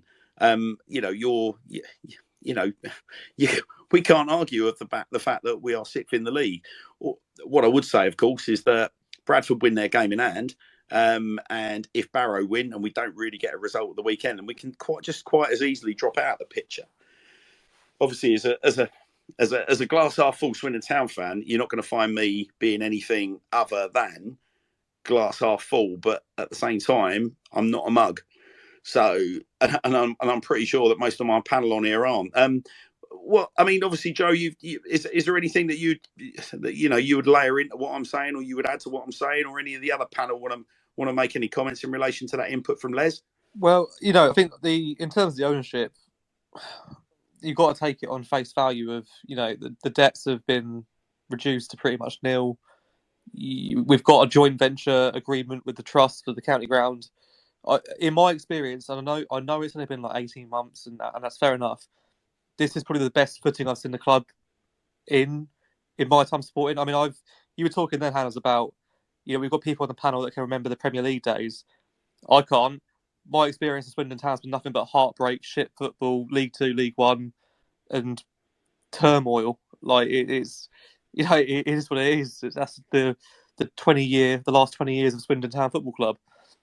So, in terms of how it's being run, you can't really have much to say in a negative sense. The footballing side of things, we're in League Two still. It's the basement division of the Football League. It's not where a club of our history, not recent history, but our history should be. The catchment area of the football club's massive. With the reach that we should have is insane. We should be pulling in 20,000 people for a game if we could fit them into the ground. It's one of those things. I genuinely think we've got assets at the club like Russian Hepburn Murphy and Jake Wakelin. Luke Jeffcott, if he signs, is a big player in his division. For he's 22. We've got the makings of a really good squad, a squad that can challenge for promotion. I just think we've got maybe a little bit giddy on the youth players coming in and looking for the resale. You see what the difference Charlie Austin makes, and I mean, it's not going to get published, but I'd love to see the revenue that they made compared to the last home match day because of the impact for Charlie Austin. And you're not going to get another Charlie Austin unless you bring like a Matt Ritchie. because of the history that he has with the football club. But just the pure impact of having a player of his experience in that system within that mantra of buying youth, it's telling. It was massive. So I think we're learning. I think we're in the right direction. We've just got to put a foot on the accelerator. Maybe switch lanes in some aspects of the footballing side of things, but we're certainly not in a bad place. Anyone else want to add anything, guys? I think there's been a steep learning curve over the last couple of years for both Claire and Rob and other members of the board. There's always going to be moments where things don't go right. There's always going to be moments where there's hiccups. There's always going to be drawbacks, but it's then how you react to those and how you move forward. I think it goes to show, like, we lost Reed at the weekend, and I don't think anybody at the club, I was seeing the club in the last couple of years would have want Reed to go. But how did we react? We reacted by signing a really positive young kid from Liverpool Academy. That's the kind of moves we want to see, and they're the kind of moves we hope to see in the future. You sell a player, you bring another one in. So I'm really positive. There was always going to be bumps in the road. Then there'll be more to come. Maybe we won't get promoted this season, but we'll be giving it a good go next if we don't. Yeah, I mean, I think, like I said, I mean, a glance, you take a glance at the league table. I mean, obviously, Saturday's game is absolutely enormous. Walsall got 2 games in hand. They win their 2 games in hand. They're 43 points. They leapfrog all of us, and they're up to 4th, potentially subject to results going in their favour. So we can tumble out of that picture very, very quickly. Of course we can. I think other things that, where the club haven't helped themselves is in the build up to, we're told that we want to pack the county ground, but then we have a media blackout for the best part of a week. Listen, I've had a 20-year career in media and communications, like marketing communications. Like, I don't care what organisation you're in, like, that's not healthy. And rightly so. Quite a lot of people were asking some very, very big questions. And there was, there was talk when we first started talking about pack the county ground. There was talk, coming from the trust, coming from ourselves, coming from the Low Strangers, coming from pretty much any fan group that you can name. And it was all about, right, let's open the Stratton Bank. Like, we want to get the Stratton Bank open. And then obviously we decided to put a gag on the club for the best part of a week. And and then you're thinking to yourself, well, you can still put information out there. You can turn off comments if you need to, but we still need to be putting information out there. We had a Wiltshire Premier Shield game that we've won, and Tommy Adeloy scores 2 goals. And you're thinking, that's fantastic. Oscar Massey gets his first senior goal for the club. Brilliant. We've got things to talk about. We've got the return of Charlie Austin. Like, you can bang that drum as loud and as clear. I'm still going to be talking about Charlie Austin on Saturday in 3 weeks' time, mate. Make no mistake about it. So you've got so much stuff that we can be talking about. But, it's little things. When we talk about the club being well run, it's little things like that where you're going, well, it's either we need more bodies behind the scenes, or somebody's making decisions that just the decision, whoever made that decision, that just makes no sense at all. I'm not being funny. What does a couple of, give it to the absolute extreme, say the club tweet out a picture of Charlie Austin with a link to etickets.co.uk with for the tickets to the game. Just put, I don't know, Saturday, and then like a winky face. You're going to get 100 at the very, very max. But you're probably looking about, 15 tweets saying announcer manager. Like, that's not changing anyone's world. Yeah, but I just think we've got to be bigger than that. Like, not being funny, Premier League thinking. Do you honestly think a Premier League club really would care about that? I genuinely don't think a Premier League club would care about, a load of negative comments, after a post that's marketing, tickets for a game. Unless I'm not too sure a Hellenic Southern League club would worry about that. No, and this is the thing. Like, I just think I don't know. I once spoke to Clem about his mantra, and I keep saying about this Premier League thinking. That's what really, really impressed me about him. He was saying he's challenging everybody to bring their personal best to the job every single day at the football club. That's the standard that he's setting. That's the standard that he wants to see. He's demanding from everybody. And then when I see that, I'm just thinking, hang on, would a Premier League team do that? really? Like that for me, that just doesn't wash. It felt like the summer of 2021, where it felt like we were going to go into the abyss. Yeah, it did. It created a real unease, didn't it? I mean, there was just an uncomfortable feeling going into that game because it just, like anything. And I think the Low Strangers kind of summed it up perfectly. I think it was Dan that said, if you create vacuums, people are going to fill those vacuums. Like, people aren't going to just go, oh, all right, then, well, you're not talking about it, so we won't talk about it like that. And that's what I mean. That is not, upper echelon kind of marketing communications. I'm sorry. It's just really not. So, I just go back to your point, Les, and this isn't me sort of taking pot shots at each of your points, because I love the positivity, mate. I mean, I know that you're a regular listener to the show. We want to get you on at some point, have a proper chat with you. But, I think we can't just broad strokes that, the club has been run very well. I'm being honest with you. I think from my perspective, as somebody that has been responsible for one of the largest football marketing communications brands in the UK with 16 licenses around the world in my previous life, I look at a 5-day, 7-day media blackout and I'm like, no, I'm sorry, but for me, I don't think that's being run very well. And I don't necessarily think that's something that's just come from media either, because I think if your media department are putting out that kind of stuff, someone from senior management needs to look at that and go, well, that's not right, and overrule it, get something out. We've just signed Charlie Austin.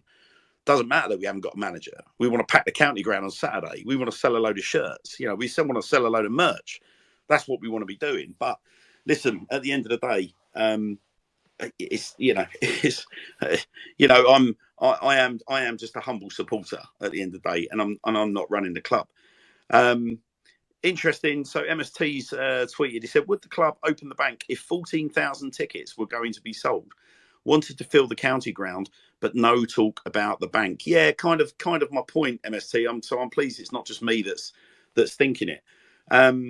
But like I said, listen, it's not about being a big, getting on a massive Debbie Downer. Like, we just thumped Grimsby 5-0. Like, it was an absolute joy to watch. It wasn't as plain sailing as I think we would have liked. I mean, just going back to you, Jason, like you said, the opening sort of 20 minutes, they were very cagey, weren't they? And I think it was almost like two heavyweight boxers just sort of like finding their range. And then we not only have we landed the first punch on the 25th minute, but then there was the sending off as well. And I think once the sending off came, pretty shortly after, we've gone 1-0 up. That, like, they're away from home, they've got to come out, haven't they, Jason? And obviously we've exploited the gaps perfectly. Yeah, no, absolutely. And as I said earlier, it's like I think Grimsby didn't quite know how to react at that point, because Wakelin was kind of doing those, like, he was doing those beautiful runs, dinks inside and just going past his defender. He went past him probably 3 or 4 times in that first half. So they were at 6s and 7s. Mm. Yeah, and I thought what was really telling was that the inimitable Andrew Hawes, he's always a stoical presence around the county ground, and obviously sees a lot of Swindon Town, doesn't miss a kick, as per the local BBC's mantra. I think is every kick, every goal, every game, every goal. And seeing Andrew leaving the county ground was just the biggest grin on his face. And he remarked to me that obviously Charlie scoring, it was always going to be, wasn't it? It was just always going to be. But yeah, the look on Andrew's face was just an absolute treat, which was, truly, truly wonderful to see.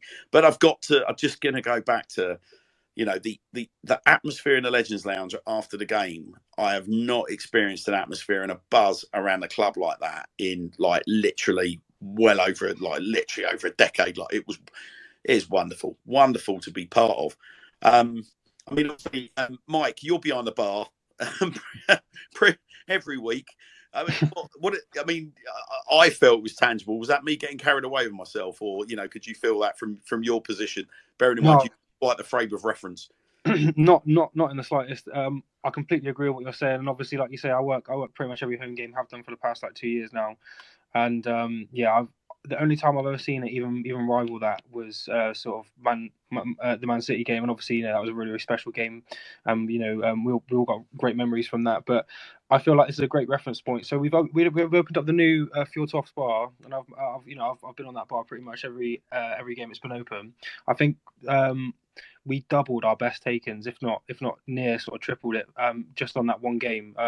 It just shows the amount of interest. And normally when I'm behind the bar, we always get the same faces, a lot of people who are season ticket holders. But the amount of people who turned up who weren't season ticket holders, who are probably fans who hadn't been to the county ground in years, it spoke for itself, from an inside perspective. Like, you could just tell there were so many Swindon fans who probably haven't actually seen a game in God knows how long, and the pull of Charlie Austin was 100% real, and obviously that is one of the reasons why I sort of I'm so eager to do a 180 even after just one game.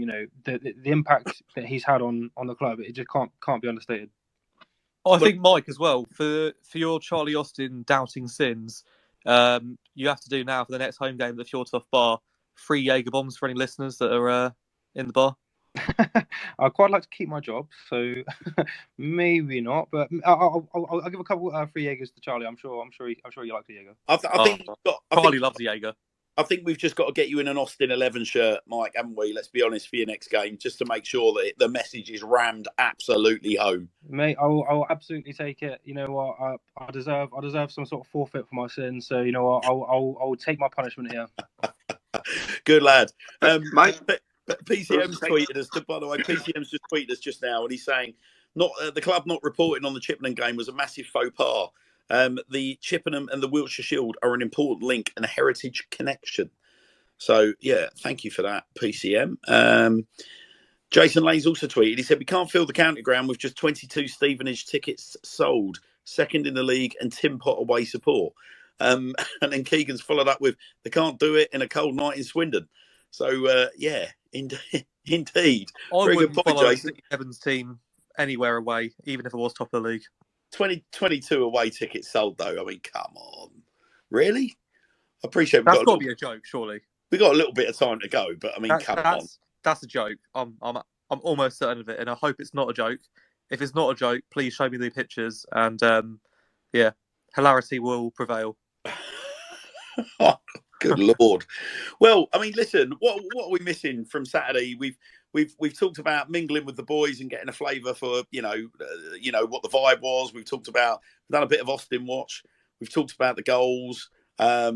We've got another tweet here from James. Hello, James. He says, speaking of Andrew, hats off to you, Hannahs, for the fantastic interview, and to the rest of the lads who jumped into the action to ensure Stephen Darby got his Icon Matchday shirt back, and for the lovely support to his cause. Things like this make me love my little stroke big club just that little bit more. Wow, James, what a lovely thing to say. But listen, huge team effort. And listen, someone that sort of very, very nice of you, say hats off to me, James. But I tell you what, I'm going to just spend a little bit of time blowing a bit of sunshine in the direction of Joe Vincent, because I tell you what, my right hand man here in Joe has had the most unbelievable week in terms of hard grafting, talking to all of the clubs, like arranging so many of the media opportunities. I mean, we've literally been pulled from pillar to post this week. I mean, today I've been talking to ITV. I think it was, I was on a couple of fan podcasts yesterday. I've had the BBC local, a regional BBC. We've got TalkSport and Sky Sports wanting to speak to us. There's so much stuff going off, and so much of it is down to a lot of the graft that Joe's putting in. And we've had wonderful support from Trust STFC, both financial and in terms of pushing the message out as well. When the football club had emerged from obviously its media blackout and got behind it as well, and the football club have been pushing. So there's a whole host of people that are pushing it. I mean, look, at the end of the day, all I did was just picked up on the fact that Townend Taylor was considering selling the shirt. And I'll tell you what, hats off to Ollie as well, because the conversation that he and I had yesterday went along the lines of, obviously, look, I'll just give you a little update on where the finances are at and what we're doing. And he stopped me and said, you know what, Hannahs, like, I'm so chuffed that Stephen's got his shirt back. I don't want any payment for the shirt. That's really, it's very kind. Now, everyone's got changing personal circumstances at the moment. There was a reason why Ollie was looking to sell that shirt. And to make that gesture essentially has made a huge impact on the amount of money that we're going to be able to pass on to Derby Rimmer.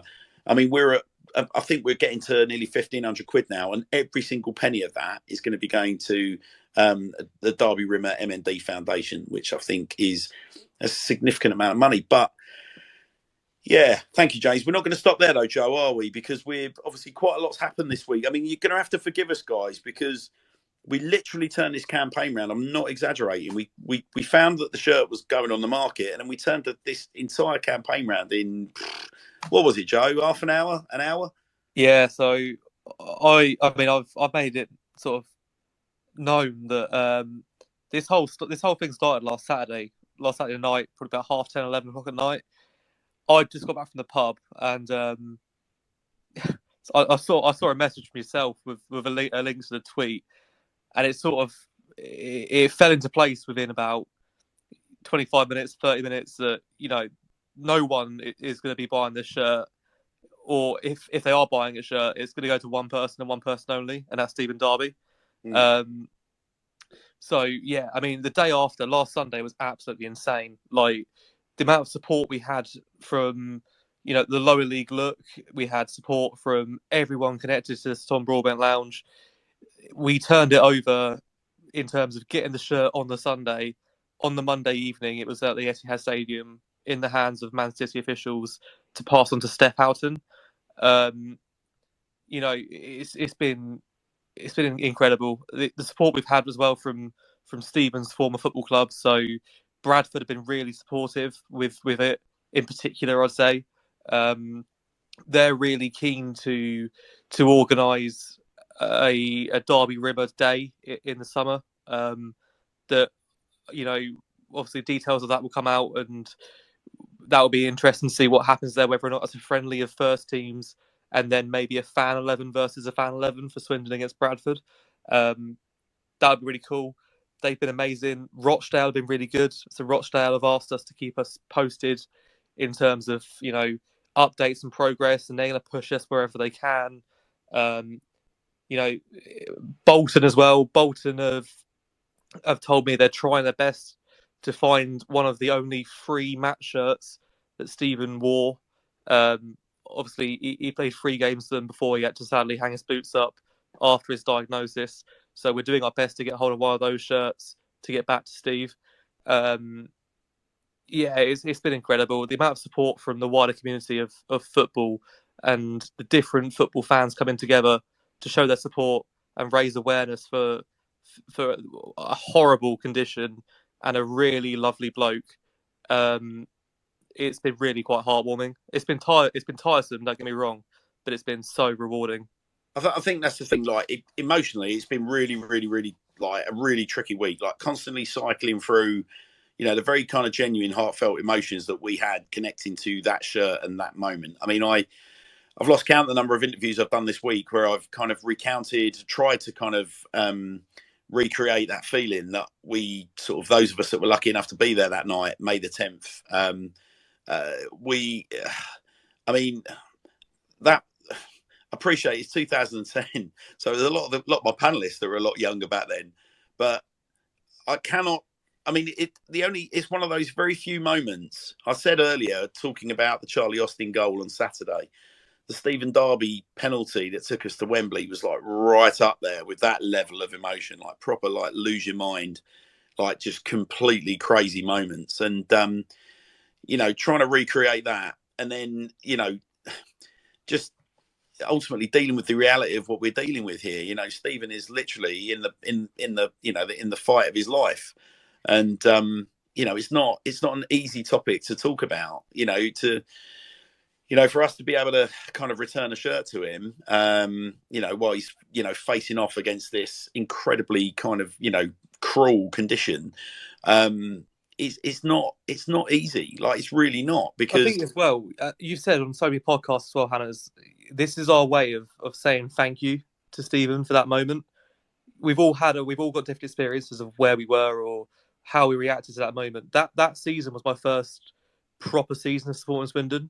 So I was 11 or 12. I was pretty late to the party, but I watched it around my nan and granddad's house in the conservatory with my nan, who's no longer with us, and my granddad. And that moment of the the winning penalty, I remember I run out of the back doors of the conservatory, took my shirt off, the blue shirt at the time as well, swinging it aloft my head, running down the garden. And those are memories that I won't ever forget.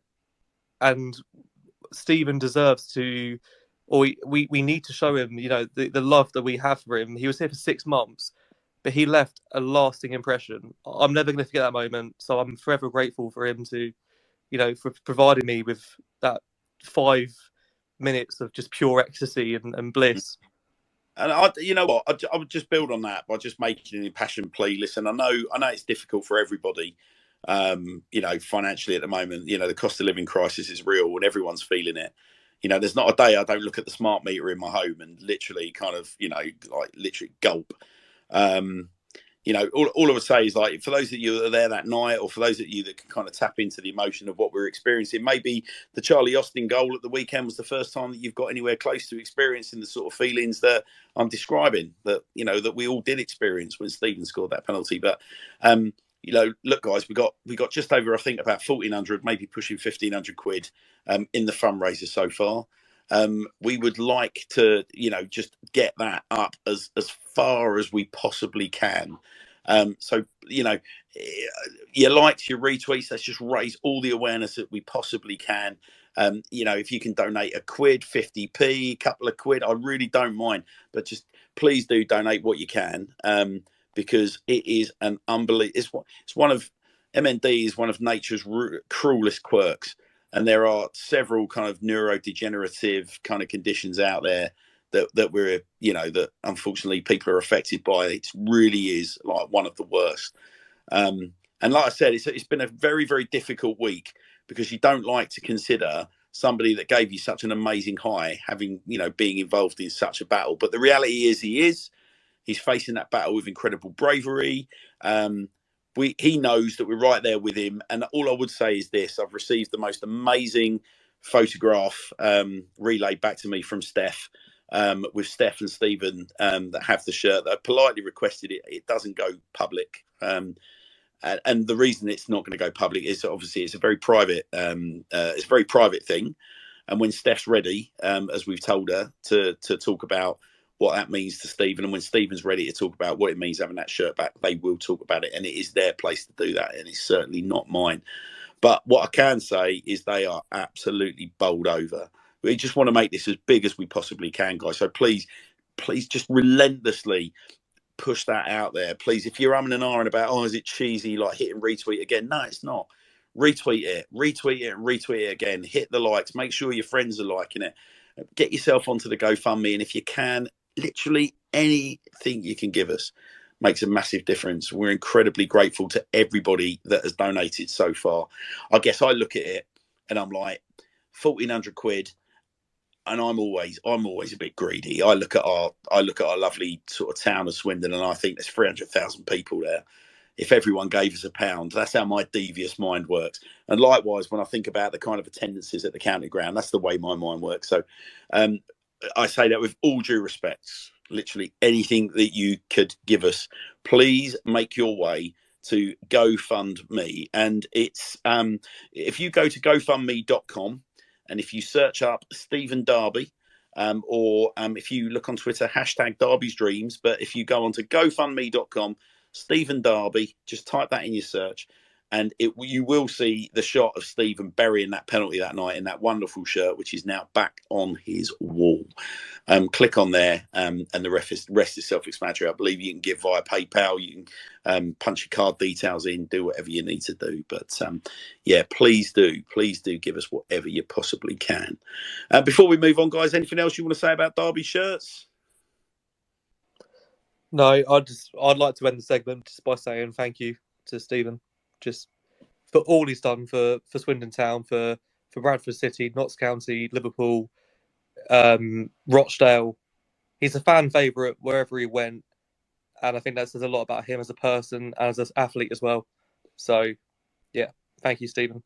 Here's all. I'll tell you what, Joe, just to kind of dovetail that, a mutual friend sent me a little message this week about Stephen, and he said to me, and I'll quote him directly, he said, Hannah's thing about Stephen is he really is just the best guy, like just the nicest guy, the best guy.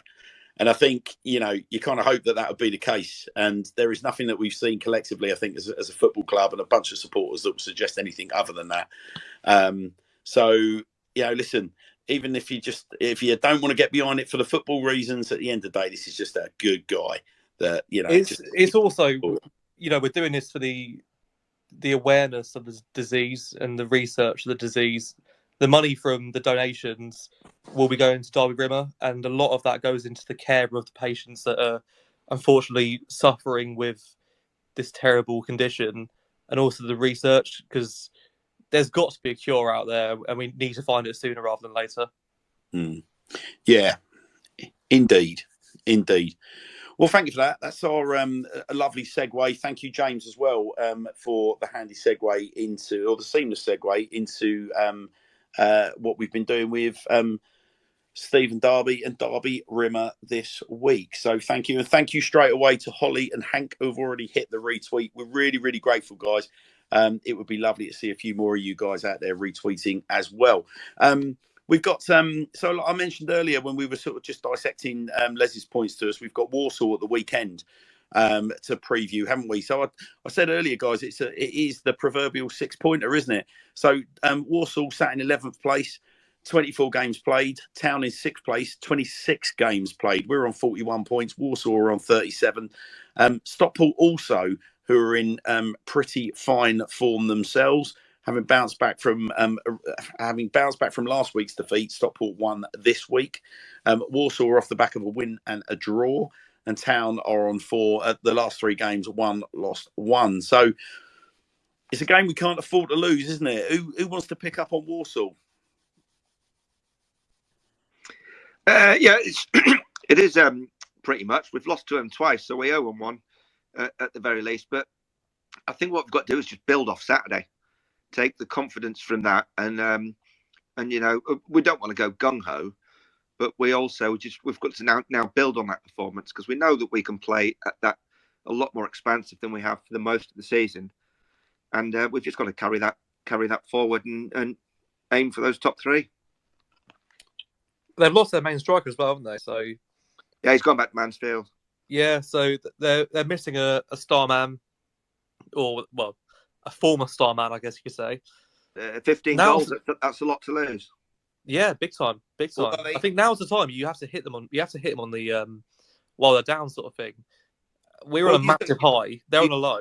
You say that they're down, guys, but they've obviously just gone and done a clever little bit of business for me. They've one of the most impressive League Two players of recent times, Jamil Matt, they've obviously picked up this week. He's had a difficult time making the adjustment to League One, but they've got Jamil Matt in place, and you'll be expecting Jamil to be playing at the weekend. So I think if you read what Ryan Whelan's article today that was put out on Jamil Matt versus Charlie Austin as a signing in League Two, Charlie Austin won 6 of those 7 arguments. Yeah, it was an interesting. We'll focus on ourselves, Hannah's. Look, all I will say is that to an extent, it's a homecoming for Jamil Matt, because he is a local boy. So he's going back to the West Midlands. He grew up in and around Sutton Coldfield. He's a Walsall boy, so he's caused us problems in the past. So he knows that he can get some change out of Swindon Town. Appreciate we've got a totally different defensive lineup from when we last faced him, pretty much. So I think that for me is the only kind of watch out. I mean, he's had problems with injury, same age as Charlie Austin, but we'll be hoping that he doesn't enjoy the same kind of homecoming feel that Charlie got to enjoy on Saturday. Yeah, I think I'd be tempted to put Fraser Blake-Tracy at centre back at the weekend, purely just because of the aerial threat. I think Fraser wins 99.9% of his headers. I think Angus is fairly good in the air as well. I'm not too sure how Kieran fares against Matt, purely on size and sort of muscle mass. So you've also got to bear in mind with Mike Flynn that he'll know Matt very well, because they were together at Newport for quite a while. Yeah, indeed. He'll definitely know how to get the best out of him. I mean, I think the big question is going to be, we were all talking about in the build up to the game on Saturday, we were all talking about whether Town were going to go with a 4-diamond-2. And then the topic of a 4-3-3 came up before we'd even seen the team line up on Saturday. We were saying that obviously, given our striking options, that's something that you would think that the gaffer would be considering. And lo and behold, but we were like, but it's a bloody long shot. You know, I don't think we're used to that level of kind of tactical bravery this season. And then lo and behold, as we've made our way out to the Town, then the 2 o'clock, the team lineup gets rolled in, and it's quite clear that we're lining up as a 4-3-3. I mean, to go away to Walsall in a 6-pointer and go 4-3-3 again, that's pretty much putting your balls on the block, guys, isn't it? Do you think that's what Gavin Gunning's going to be all about, or potentially the new gaffer? Do you think that's what he's going to be all about? I think he could be tempted, because we finished the game sort of with almost with the 3 at the back and 2 pushed on. So I wouldn't be surprised if he goes with that. But he's not afraid to switch the formation if it doesn't work or whatnot, because he showed that, and they were quite fluid and probably played 5 or 6 formations within that game. The worry about me. I'll tell you what, Chris, I thought I was going mad at the weekend, but I turned to Joe. Joe, you'll remember this moment where I turned to you and I said, so we're playing 3 at the back here? Or what the hell's going on? And you were like, no, we're playing like 4 at the back. It's a 4-3-3. Yeah. It just lined up with 3 at the back. And it really was that fluid. It was only like, again, I think it was when I was listening to the Low Strangers, they picked up on it. The fact that the formation was very, very fluid. It just seemed pretty seamless. No, it was. It was really good. I think I said to, I can't remember, it might have been Marcel after the game. Like, it was kind of like those boys just went out there pissed off with life. Like, they genuinely went out there, like, didn't give a shit about formation, generally speaking. Obviously, they had a rough formation, but it was so attacking, it was so cutthroat that, I mean, it was beautiful to watch. You see Saiju Khan playing centre forward and Charlie Austin out wide. We can't play that every week. Do you know what I mean? It's you need structure, you need discipline. But for the way Saturday was shaped up, especially playing against 10 men for a good hour of the game as well, it was beautiful. It was a thing to behold. But can I just take a quick second to interject? And Stephen Hanchuk, thank you very much, buddy, for your donation. A couple of donations have been rolling in since we've been on air. So I tip my hat to you, Stephen. Thank you very, very much. A couple of Bradford fans have also been chipping in while we've been on air as well. So we thank them. They obviously won't be listening, or it's very unlikely they'll be listening in. I know we've come a long way since Owen Doyle, but hey, some wounds still haven't healed. Can I just say as well, I didn't know how much Stephen Darby meant to Bradford fans. I've been blown away. I mean, even to Rochdale fans as well. I've been in close contact with a lot of Bradford fans over the last week, as well as the club themselves. And genuinely, I spoke to the CEO of Bradford, and they said anything for Stephen Darby. Literally anything. It's been amazing. It's the love that the game has for that man is astounding.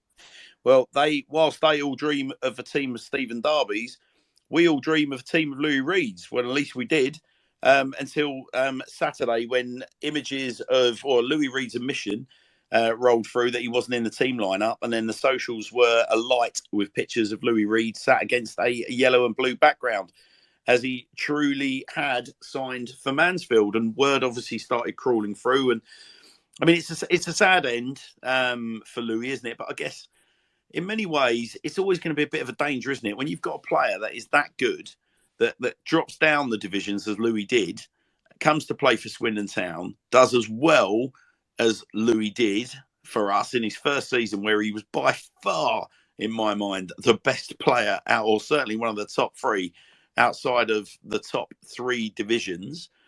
And ultimately, going into the last year, the club are going to want to obviously retain Louis. Now, we don't know the specifics. I'm just going to be surmising that, you know, the club and Louis couldn't quite see eye to eye on the contract situation.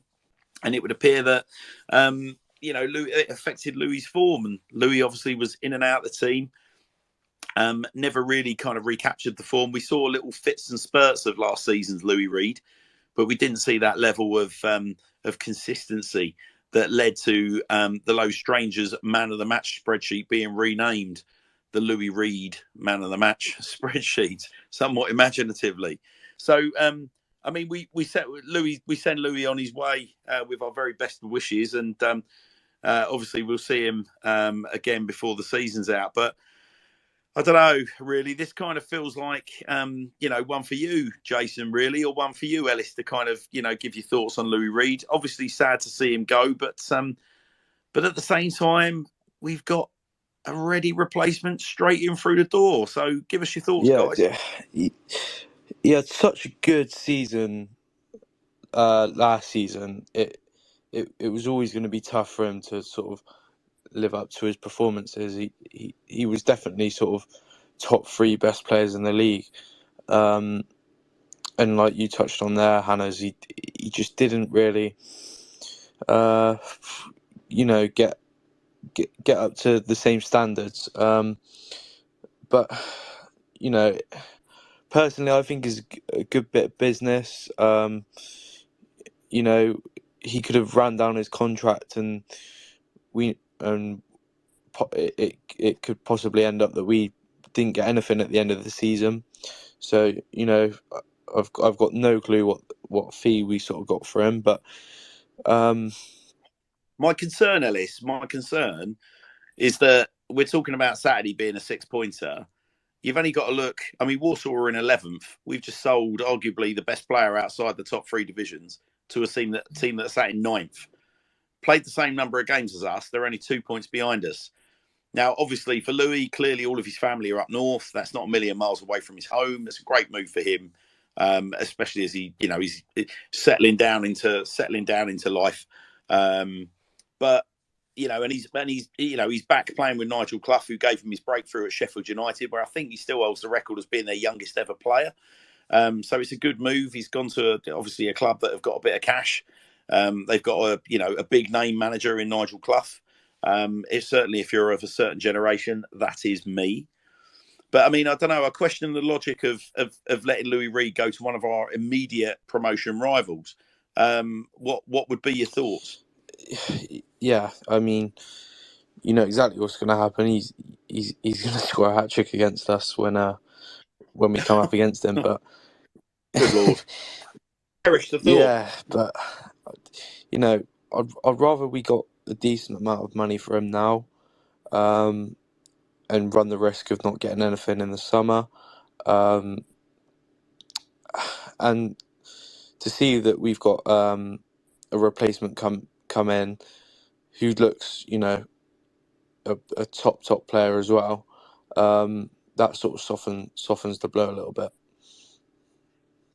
Yeah, I mean, anyone else want to add a little comment here? Because obviously we've got Louis going to be back at the county ground, we hope, on the 7th of April. Obviously, deals can't be done to preclude him from playing in league games, which we are going to see, obviously, injury and suspension permitting, the glorious return of Louis in just a couple of months' time. But has anyone else got a thought? Anyone bothered or not bothered? I think the big worry there is that he goes up there and he rediscovers the form of last year. Because if he does that, he's running Mansfield and they're not a million miles away from us. So I think the worst case scenario is that basically he just runs them up to promotion. And you thought, change of manager, could we have seen a different Louis Reed? It's going to be that question. What if?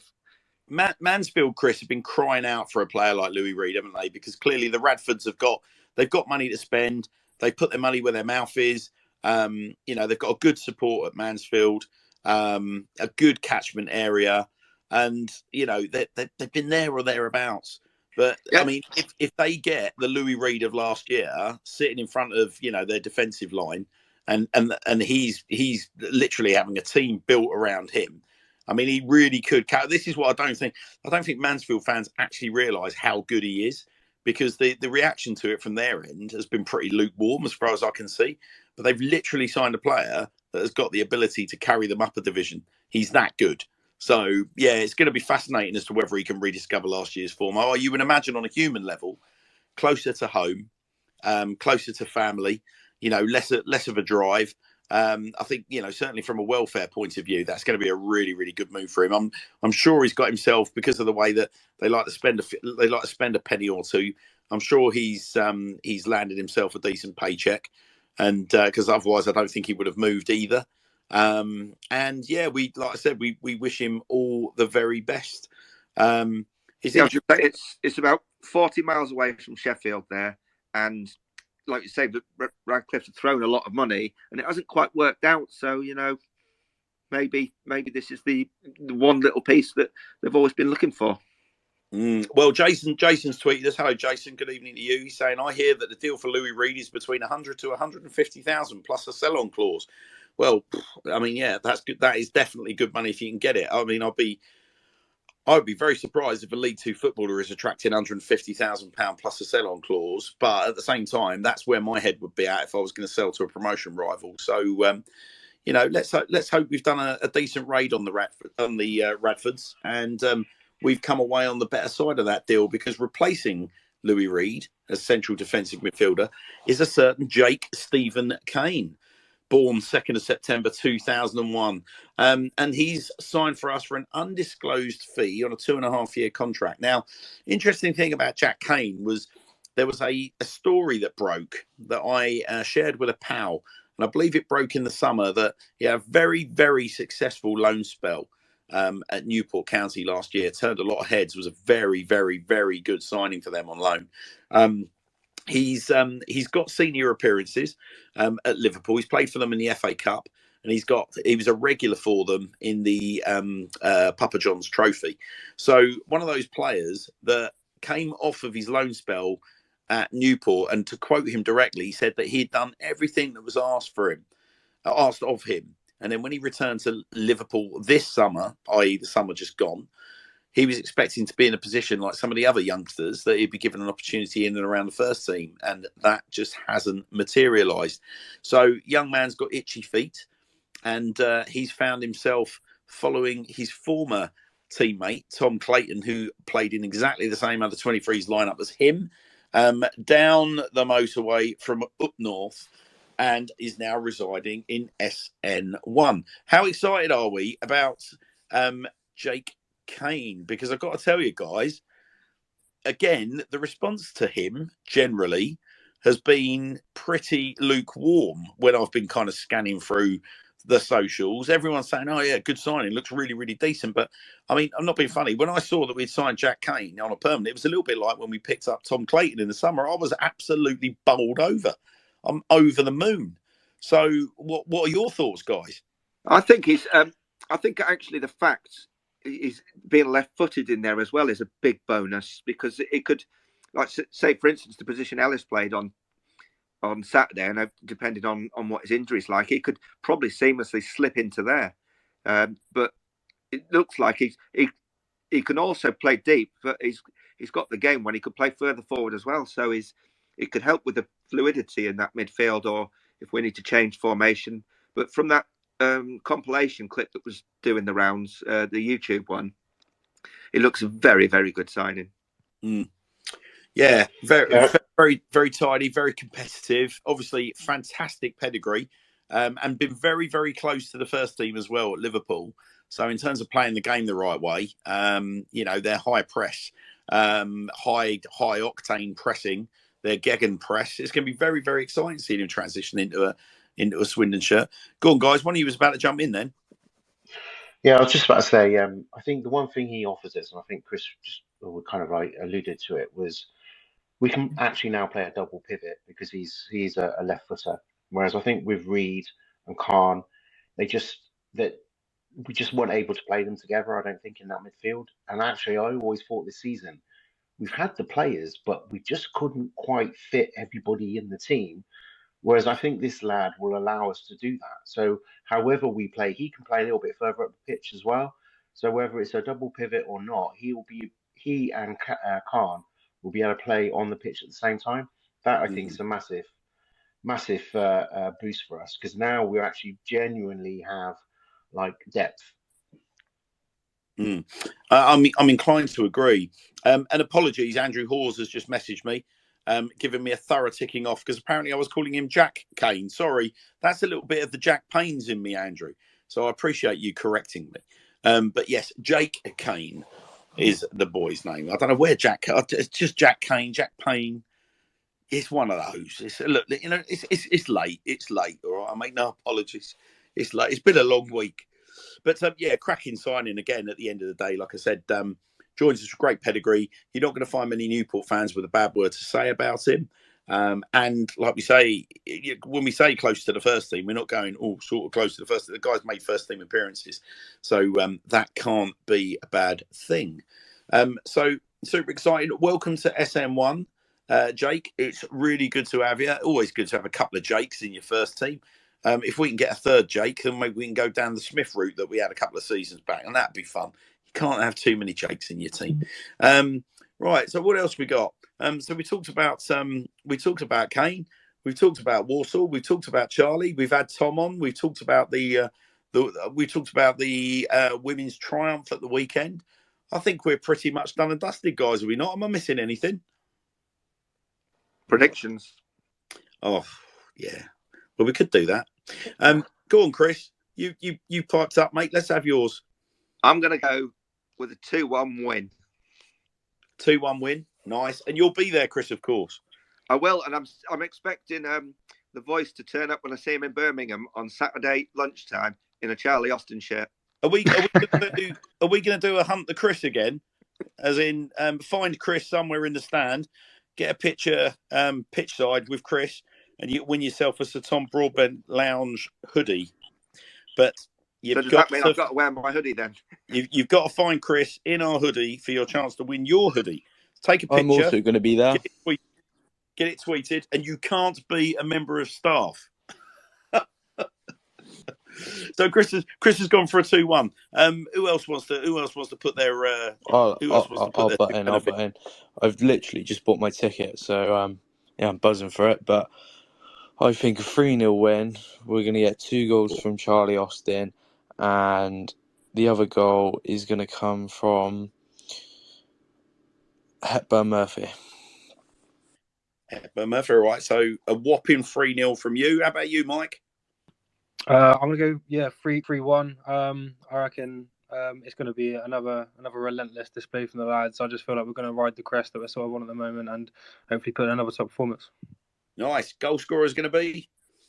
I'll go Charlie 1, Jakey 1, and I'm also backing Russian to get his first goal. Nice. How about you, Jason? I can't believe it. I was going to say 3-0, and then I was going to say 3-1 because I don't believe you can copy anyone else's predictions. So now I don't know what I'm left with. Can't do 2-1.